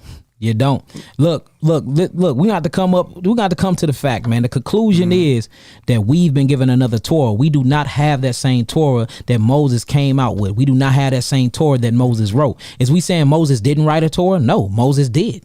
But do we have that? No, we don't. No, we don't. And guess what? The only way to get that pure law, the only way to get them pure writings of Moses is through the first begotten son. And look, he gone. He ascended. He's ascended master now. But guess who he left behind? He left behind his apostles who he taught that pure law to. And guess what they have? They writings are still in the earth. Could you lift up some of their writings real quick, brother? Yep, they writings are still in the earth. Nazarene Acts of the Apostles or the Clementine Homilies. You know what I mean? This is Peter's journal right here. They writings are still in the earth. You know what I mean? And right Peter was that dude. Yeah, he went in. He was K5 was that dude. He was battling old Simon the sorcerer. Simon Mag is in her all through her. You know what I mean? And Clement was documented. Even to be a Nazarene is initiation into it. 6-7 year initiation period. You got to be tried, proven. At the end, you finally baptized. You know what I mean? The bishop blow. He breathed the Holy Spirit on you like Messiah breathed on the disciples. Fact. And all that. And you adjure yourself. You know what I mean? If at any moment I go against this call and may the universe be hostile toward me. You know what I mean? This right here, you know what I mean? This is Peter's journal, Nazarene Acts of the Apostles or the Recognitions of Clement. There's another one called the Clementine Homilies. Yeah. Also, you got the Gospel of the Holy 12, which was, look, all these first century documents older than your New Testament. Older than the New Testament, y'all. You know? And look, you know what's crazy? They even kept the Sabbath different, y'all. Look, all the views was different. Yeah. All throughout the centuries, y'all. All of it. This ain't new. Camp banging ain't new. There ain't none of this new. Ain't nothing new under the sun. Nothing is new. That's right. They even kept solar. They kept the feast of light, solar. They didn't keep the feast of lunar, of darkness. Look, we have been given a different Torah, y'all. I'm just keeping it 1,000, which I know it hurt, but we have. Yeah. Look, even our feast days was different. Nazarenes don't keep the same feast days as the priests. We didn't. We don't. And guess who? I'm a Nazarene. I'm a Essene Nazarite. That's right. So we celebrate differently. We do. We follow after the first begotten of Messiah. He did things differently. He taught against and abolished everything that them priests was putting up, y'all. He did. And that's why they killed him. Because he was so revolutionary. He came to reform. He came to bring back the pure law of Moses. And the pure law of Moses didn't consist of sacrifice. That means he was going to hit their pockets for what? 1.5 billion a year. They had to get rid of him. He came and healed. That means you didn't have to go to the priests and the hospitals to be healed no more. The temple to be healed. Because he healing people from blindness, raising the dead on the spot. That's why they hit his top. Yeah, what y'all think this was? Y'all think he just hang from the cross to die for our sins' sake? Man, look, it's deeper than all of that. Look, this is political assassination. Yeah, that was more of a murder. It was a straight murder, man. Political hit. A political hit. And the prophets got politically assassinated as well. They putting bags on brothers' heads. Yeah. Look, they ain't just started putting 50 stacks on niggas' head today. Right. They've been doing that since the time of Moses. Yeah. Yep, and the Nazarenes come out of the Essene movement. Yeah. You know what I mean? And they are the ones who guarded the true teachings of Moses. They was totally against every other establishment. All the priests, all the sacrifices, all the money they getting, all of it. Facts. You know what I mean? They was totally against what it was. You know what I mean? Facts. And they worked hard to keep these teachings out of the earth. You know what I mean? But they back now.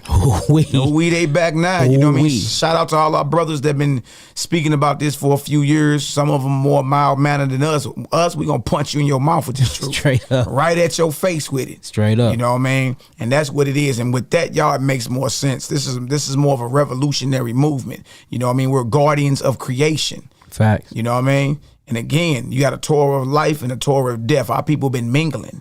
Facts. You've been mingling life and death. You know what I mean? And when you doing that, the whole nation's sick now. Everybody's sick. Fact. You know what I mean? Everybody angry, arguing, ready to shoot each other. You know, there's all type of domestic abuse going on. Mm-hmm. You know what I mean? Like sisters been getting murdered in the truth. Where y'all think these demons coming from? Yeah, they straight out of the same tribe, y'all. You know what I mean? Like when sisters getting murdered and put down and all type of madness going on, man. Yeah, you know what I mean? Look, that's because you got blood in your mouth. And on your hands. You know what I mean? And dead carcasses in your blood, and you can't even think straight. Maggots in your mind, tapeworms, hookworms, flukeworms, toxoplasmas, fasciolopsis, booski, all types of fluke worms. And boy, that sounds like on Boss Baby, they got some cat named Scooter Booski. Man, fasciolopsis booski, man, he take over your whole body. And look, guess what the Nazarites called them when they came out and you purged them? They called them demons. That's the serpent. The serpent's coming from that damn meat. All right, let's get back to it.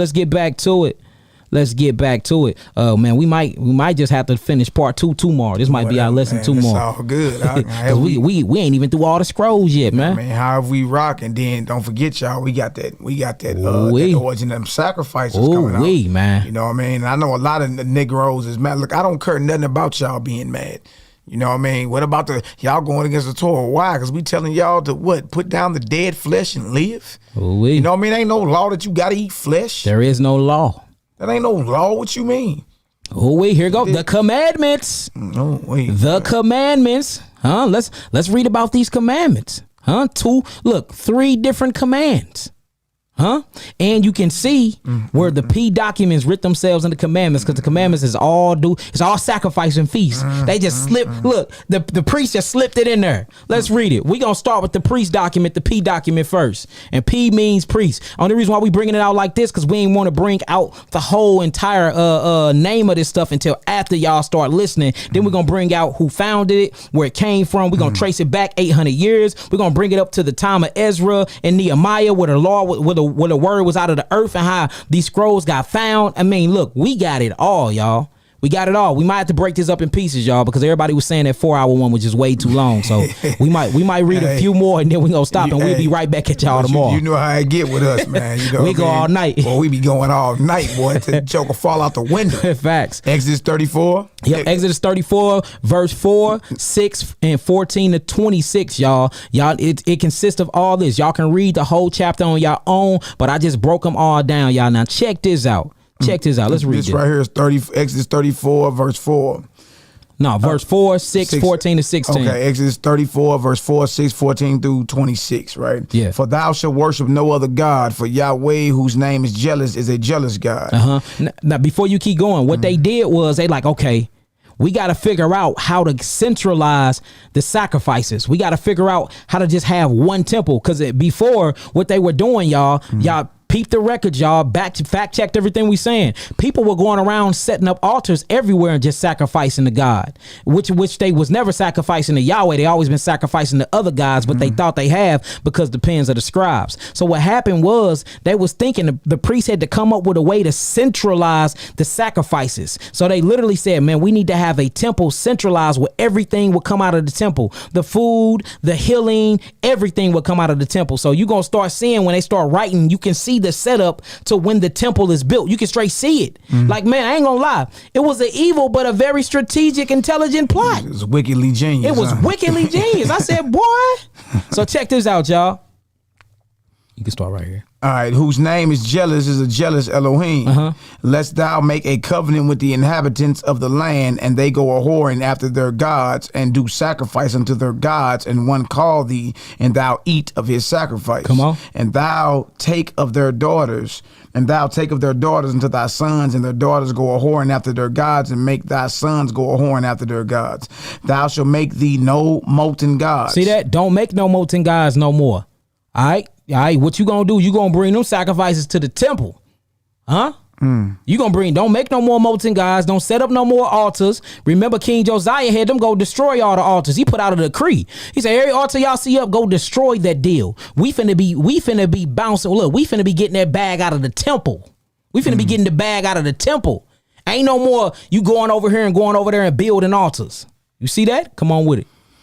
Verse, well, I'm at verse hold on, let me make sure 905 right we here. we still on? Check and make sure we still on. Yeah, we still on. All right, because that one went out. All right, let's get it. Yep, right here it says, the feast of unleavened bread shalt thou keep 7 days. Thou shalt eat unleavened bread as I commanded thee in the time of the month of Abib. For in the month of Abib thou camest forth from Egypt. All right. All that openeth the matrix is mine, and every firstling among thy cattle, whether ox or sheep, that is male. But the firstling of an ass thou shalt redeem with a lamb, and if thou redeem him not, then thou shalt break his neck. Ooh, hold on. So every firstling is mine. All right. Now my question is the temple built at this time? No, not in Exodus. Not in Exodus. So what is happening? We starting to see plots and plans for when the temple is built. What you finna be doing with all your firstlings? What you finna be doing with all your first fruits? That screen right there, us is black, but the other one is up. The other one is up. Hold on, y'all. Let me fix it real quick. Yep. Keep reading real fast. Right here, Exodus 34. If we can be heard, they said screen went black. We can be heard. Give us 7. We gonna go ahead and fix that real quick, y'all. It's all good. Nah, I still see that deal. The screen went black. Yeah, ain't nothing but the adversary. You know what I mean? No. Yeah, we can be heard 7. It's just a screen. The actual this is up. It looked like on my phone that's up. Indeed. Let me see something real quick. I see what it is. Yeah, just keep talking. I see exactly what it is. Okay. See if we all this information to show. Yeah, I got it. Okay. Yeah, they say screen clear. What about Leviticus 11? Yeah, we gonna get into Leviticus 11, Deuteronomy 14. You know what I mean? They said we can see the slides though. We gonna get into that. You know what I mean? Y'all just be patient and deal with us. You know what I mean? Leviticus 11, Deuteronomy 14 is more about who you fellowship with and who you don't fellowship with. The spiritual characteristics of men. You can find that breakdown in what's called the Epistle of Barnabas. And look, and that makes sense. That make more sense. Even with Peter. Peter had a vision. Rise, Peter, kill and eat. But it was a vision. Those beasts were a vision. There you go. Those beasts were a vision about unclean men. You know what I mean? And that's what that's all about. And look, even today though, y'all, if you getting down into it and how our forefathers had flocks, we gonna go with that narrative, right? How they being slaughtered today for corporate gain. You know what I mean? All these so-called animals are being sacrificed in these slaughterhouses that we all know are temples of Baal today. Also, the way how they are slaughtering them and how fast they are being slaughtered, just that in itself is making it unclean. And on top of that, you know what I mean, it tell you when you go to the store and grab it that it's 95% fecal matter. Ooh-wee. Fecal matter. Y'all look up the Japanese shit steak. It'll blow your mind. They actually are making what you think is flesh out of dung. They scraping sewers and making them. You know what I mean? So at what time do we say, you know what, let's get on back to Genesis 1:29, the eternal dietary law of the Almighty and live. People are getting off this so-called flesh and the whole bodies are being reversed. The diseases are being reversed within weeks. Yeah. You know what I mean? Well, whether they taking herbs or not. They just getting back on the fruits and the veggies of the earth, and whole entire diseases are being reversed. Showing you that Genesis 1:29 do what? Heals. It heals, man. That's right. It heals. All right, so check this out. Let's read this again, y'all. We back in full effect. We're gonna do 2 more slides and we're gonna get up out of here. We're gonna pick this same thing up tomorrow. I don't want to make these too long because I know y'all attention span. So we gonna do this one and probably one more, and then we're gonna get up out of here. We'll be right back at y'all tomorrow. And y'all then let's get the Ema on the phone too. I text you her number to let's do that real to quick. your phone. That's what we gonna do. Yeah, let's get her on the phone, and Ema Ahuba, we about to call you. Mosai willing, we finna call you right now. And then she went to seminary school, and based off what she said, look, they trained them up in the conflicts that are in the scriptures. She actually was trained in it. You know what I mean? So my last text message I sent you. I got you. Okay. Y'all, we got it's a lot of this coming out. You know what I mean? There's a lot of it that's coming out. We gonna tell you. And then look, and especially in the last days, we all know what? In the last days, we all know that knowledge has been increased. Mm-hmm. And we know that flesh is actually killing our people. Right. Especially in the last days, we all know what? Shalom, Ema. Shalom. Could you cut us down in the background, Ema? Oh, I sure will. Hold on. Okay. We finna, matter of fact, we're gonna hit this tomorrow. We're gonna make this the last. We'll bring this stuff right back up tomorrow. Yeah, we still got all stuff to go through. So yeah. Look, it's tons and tons and tons of information, y'all. Like, it really is, y'all. I mean, like I said, if we just went through the contradictions and the conflict by itself, we'll be here, and I'm not exaggerating, we'll be here for 3 days straight. Just getting, look, and I'm just talking about, I ain't even talking about the New Testament. I'm just talking about the Old Testament. So this just shows you everything we saying is true. Now we got an Ema on the phone, a beloved Ema, and she actually went to these schools and she learned the philosophy and what they taught her. So we just want to get into that. If y'all can hear her real good, say shalom to the family, Ema. Shalom to everybody in the chat. If y'all can hear, how y'all doing? If y'all can hear Ema, type in some 9s, and then we're going to get this started. If y'all can hear Ema, and we're going to leave it off at here. We're going to leave it off at that. If y'all can hear Ema, type in some 9s. That's right, Matthew Menard. Demons equals parasites. Yep. He also say 2 gods of the Bible, family. It's a hard pill. Yep, but you got to swallow it. There is. It's 2 gods of the Bible. We've been serving the God of death, and we've been mingling and mixing. We've been literally thinking we've been serving Yahweh and been serving the devil the whole time. Yahweh don't want our burnt offerings, and Yahweh, he's full of the fat of the rams. He don't desire it. Look, even David said, if you desired it, I would have gave you sacrifice, but you don't. So I'm going to give you praise. I'm going to give you a contrite heart. I'm going to give you a humble spirit. Yahweh did not command that, nor he never did. That's always been the line pen of the scribes. Look, falsified by the priest, who is backed by a shape-shifting demonic intelligence, y'all, which is who you call Shaitan. And it makes sense in Revelations. It says that his ass will deceive the nations, because we are all deceived. We literally think that eating meat and sacrificing meat is righteous. We think that. We have been deceived. Hey, all while knowing it's killing you. Everybody can admit. Like, everybody I talk to say, hey, bro, I admit it's the best way to live and to diet, but, well, look, if you know to do good and don't do it, what is that? James said that's sin. That's sin unto you. And James was the biological brother of the Messiah, priest over the Nazarene in the scenes. Ooh-wee. Yeah. So that means everything that came out of his mouth came from who? His brother, which is who? The ascended Messiah. Absolutely. People don't want to deal with them facts, though. All right, let's get it. So yeah, Ema, could you tell us about you going into school and what did they teach you while you was there? What school was it? Just get into a little bit of it with the family.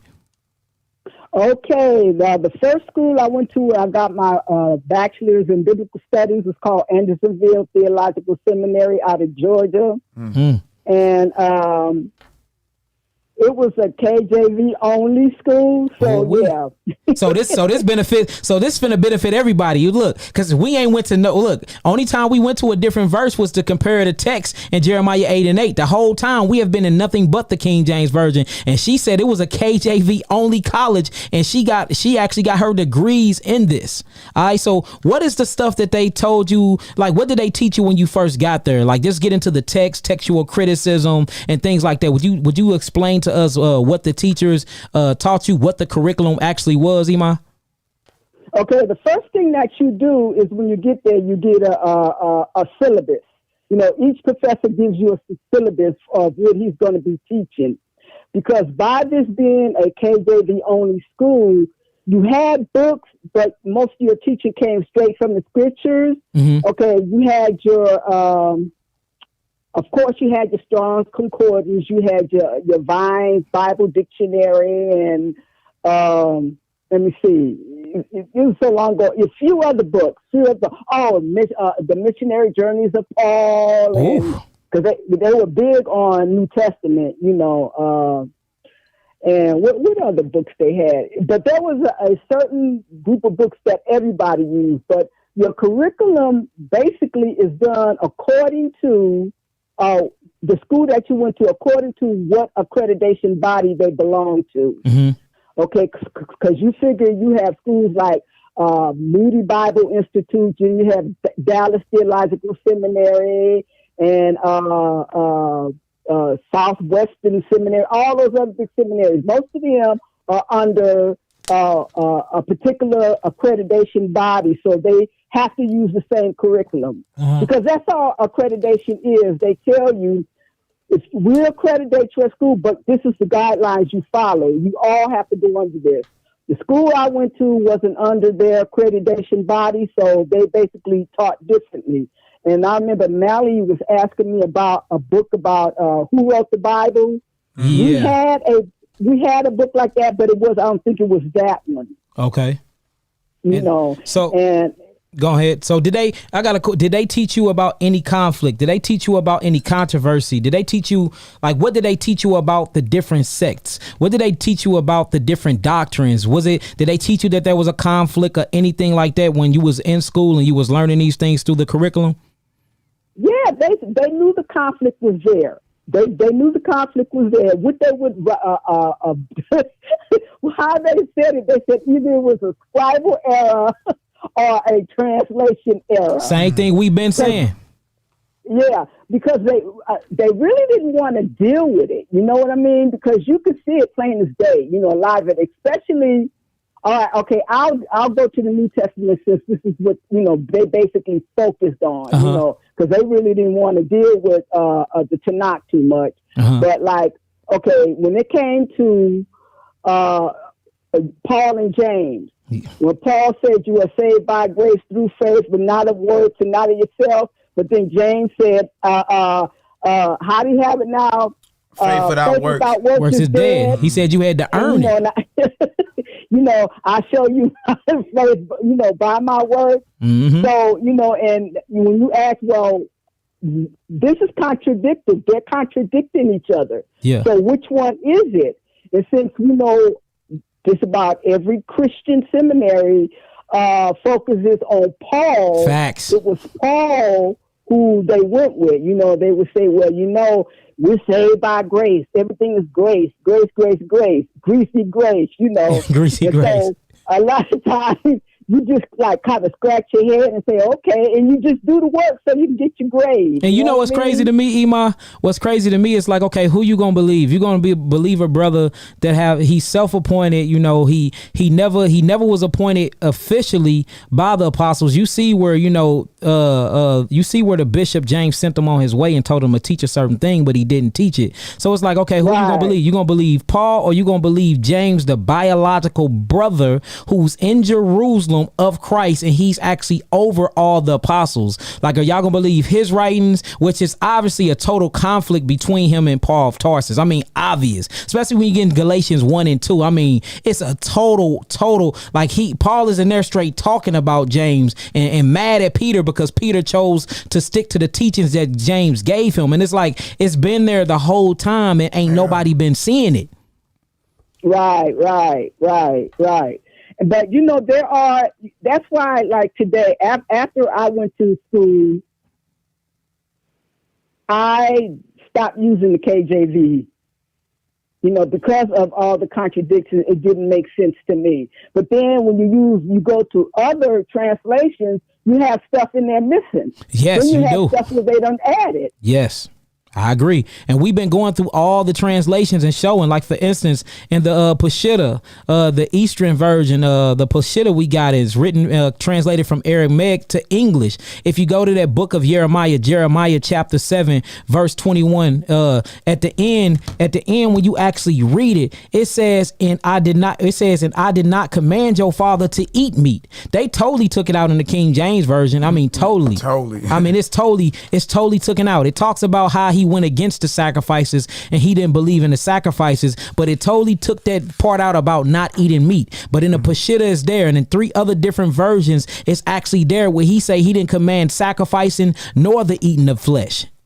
Yeah, because I have a Aramaic copy, so yeah, I know that. And just like something else they took out, it was somebody they were discussing in the chat when it talked about Noah when the ark stopped. When everything was over, it said after a year, it was a year. And then it said after the year, when Noah came out of the ark, it actually said it was 364 days. I think you will see that in the Septuagint. It would say that. But yeah, they took out a lot. They added some stuff. They changed some stuff. Yes. And like you was talking about the solar calendar, I studied the calendar for a long time. Yeah, the Enoch calendar. Yeah. That's solar calendar. The solar calendar. Yep, I studied that, and like I know a lot of people in the chat are probably getting mad now, but there was never a time that they used the moon. I mean, look, it's all good, Iman. They'd be okay because look, we going off the solar one too, so they'd be okay because we not keeping the law of death anymore. We gonna go off the law of light. I'd rather do it in the solar time, like the Nazarenes and the Essenes did it, rather than to go strictly solar anyway. I mean, rather go strictly lunar anyway, and it don't really make sense when you do it. When you look, what I've been noticing, Iman, it's a straight difference between what Christ was teaching and what we got. What we got in our hands and what we reading is totally different than what the Messiah was teaching the whole time. And you know who blew the lid off the whole calendar thing? She is a Jewish professor from Hebrew University named Dr. Elior. Oh, Dr. Elior. Rachel Elior. And it's called the riddle of the Jewish calendar is what she called it, because they think they hit. But but yeah, and I mean she broke that thing down, and then I went and when you pull out, if you really read about the times in the Dead Sea Scrolls, because the calendar is in the Dead Sea Scrolls. Yes, it is. You'll see it. It'll tell you when the first day of the year starts. It'll tell you when because when all the feast days start on the same day every year. Yeah. It goes around every year. It makes sense. Changes. It makes sense though, because Yahweh doesn't change. It makes sense. His word doesn't change. And 65 days out of the year, it was just like a birthday. See, according to the Gregorian calendar, the way they shortening days, they longing days, you got leap year, so it changes. But if you moving off a Yahweh clock, it would have to be the same each year. It makes sense. And here's the thing, okay. You can call it we'll call it the Nazarene calendar, okay, because it's Enoch calendar, the solar calendar.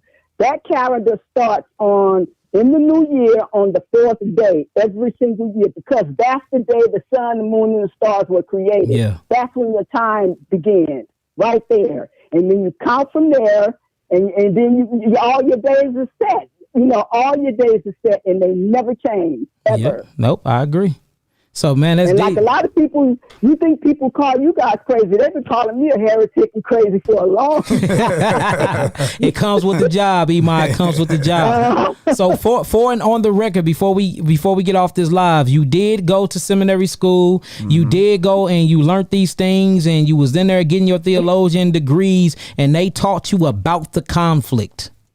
Okay, I'm gonna tell y'all something that don't too many people know about except for my family, because when I came into the faith, I've been walking in truth now the real truth for 12 years.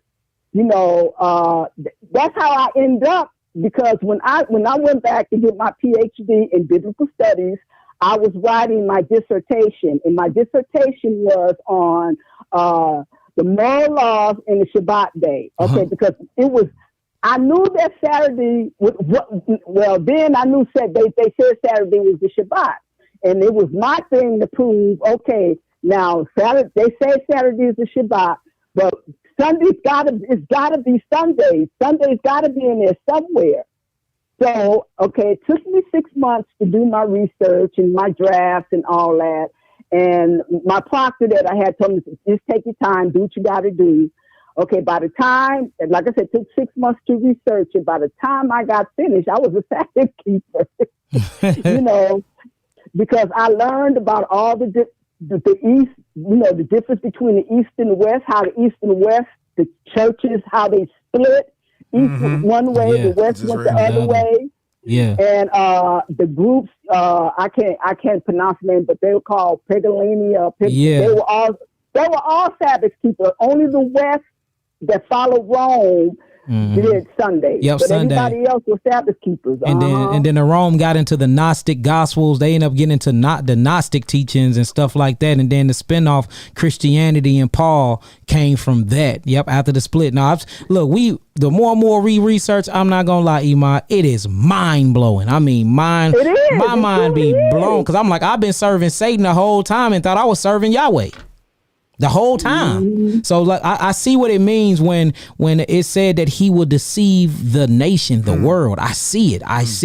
And it's heartbreaking in that the other brothers and sisters don't see it. But you know, this is a water drop to a wave. This is for a remnant. This is for a pure chosen Israel that's already inside of Israel. All Israel ain't Israel. So I get that everybody is not gonna get this, and the people that do, we're gonna get labeled crazy. We're gonna get labeled false prophets. We bringing in new doctrines, the doctrines of devil, everything that Paul set up. See, Paul set it up so sweet for people like the other side and not us, because he already was planning and plotting this. So now, you know, people going to use his the same thing Paul did with James and them. You know, it's going to be a different doctrine, a wind of doctrine. They're going to be teaching you to abstain from meat, to abstain from being married. And it's like that was a whole setup, because James and them was teaching the truth, and Paul needed to start his church, and he couldn't do it with Peter and them still in the mix. And that's the reason why Paul wanted to have Peter by him so much, because Peter was very influential. So he like, if I get Peter on my side, not only that, Peter is right up under James, I probably can get some money to found my church. Because in Acts, he needed some money. He asked James for some money, and James told him no. He like, I ain't getting your money. Then he got locked up. He was mad because didn't nobody come bail him out. So you just see the whole war there. And you see the only reason why he wanted Peter in the first place, because he wanted Peter to help get him a following. But Peter was going back and forth between James and Paul. And that's the reason why when Peter got caught sitting eating with the Gentiles, when James had sent man in there unaware, he hurried him and Barnabas and the rest of the people that was following Peter, hurried up and got up and left. And Paul called him out in front of everybody. He like, hold on, you've been eating with the Gentiles the whole time, but soon as James boys come in here, you want to get up and act like you don't got nothing to do with them. He called Peter a hypocrite in front of everybody, just showing you the back and forth struggle, the back and forth battle they've been having the whole time that we just been missing. Yeah.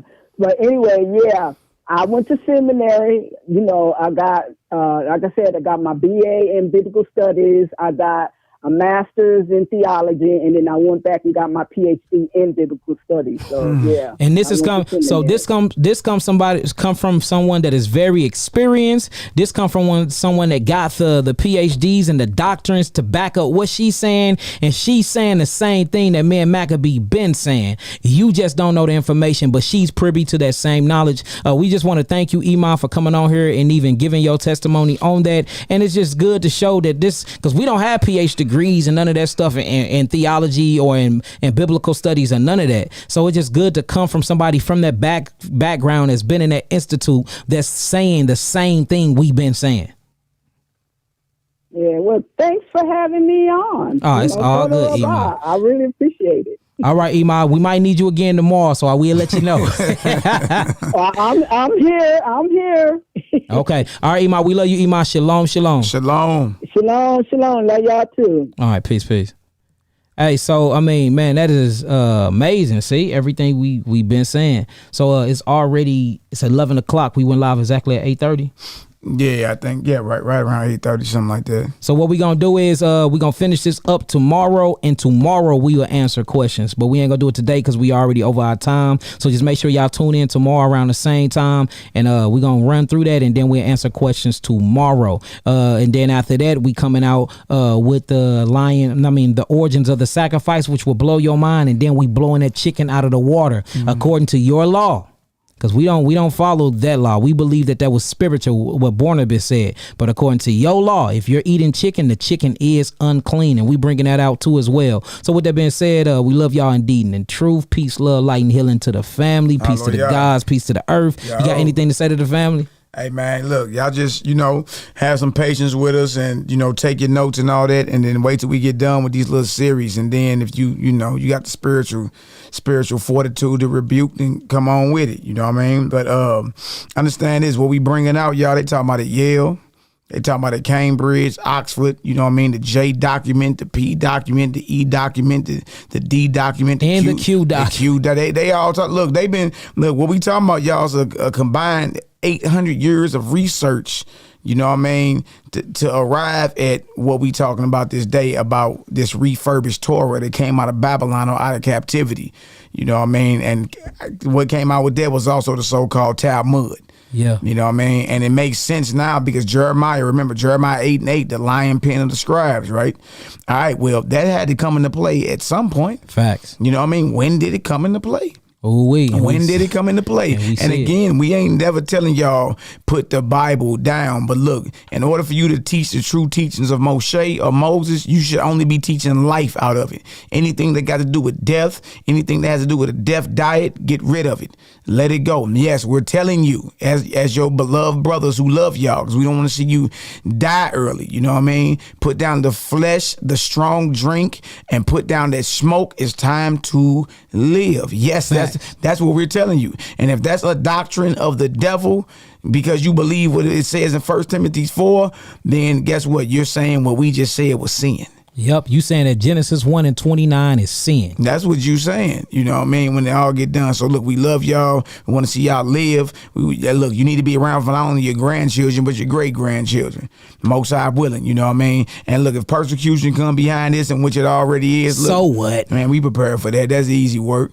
You know what I mean? So look, Most High willing, around 8 p.m. Central Standard Time tomorrow, we're going to go ahead and be right back on part 2 of this. And a lot of these things that we bringing out about to be in presentation form. We're putting it right up on the screen, PowerPoint platform, so you can look at it, see it.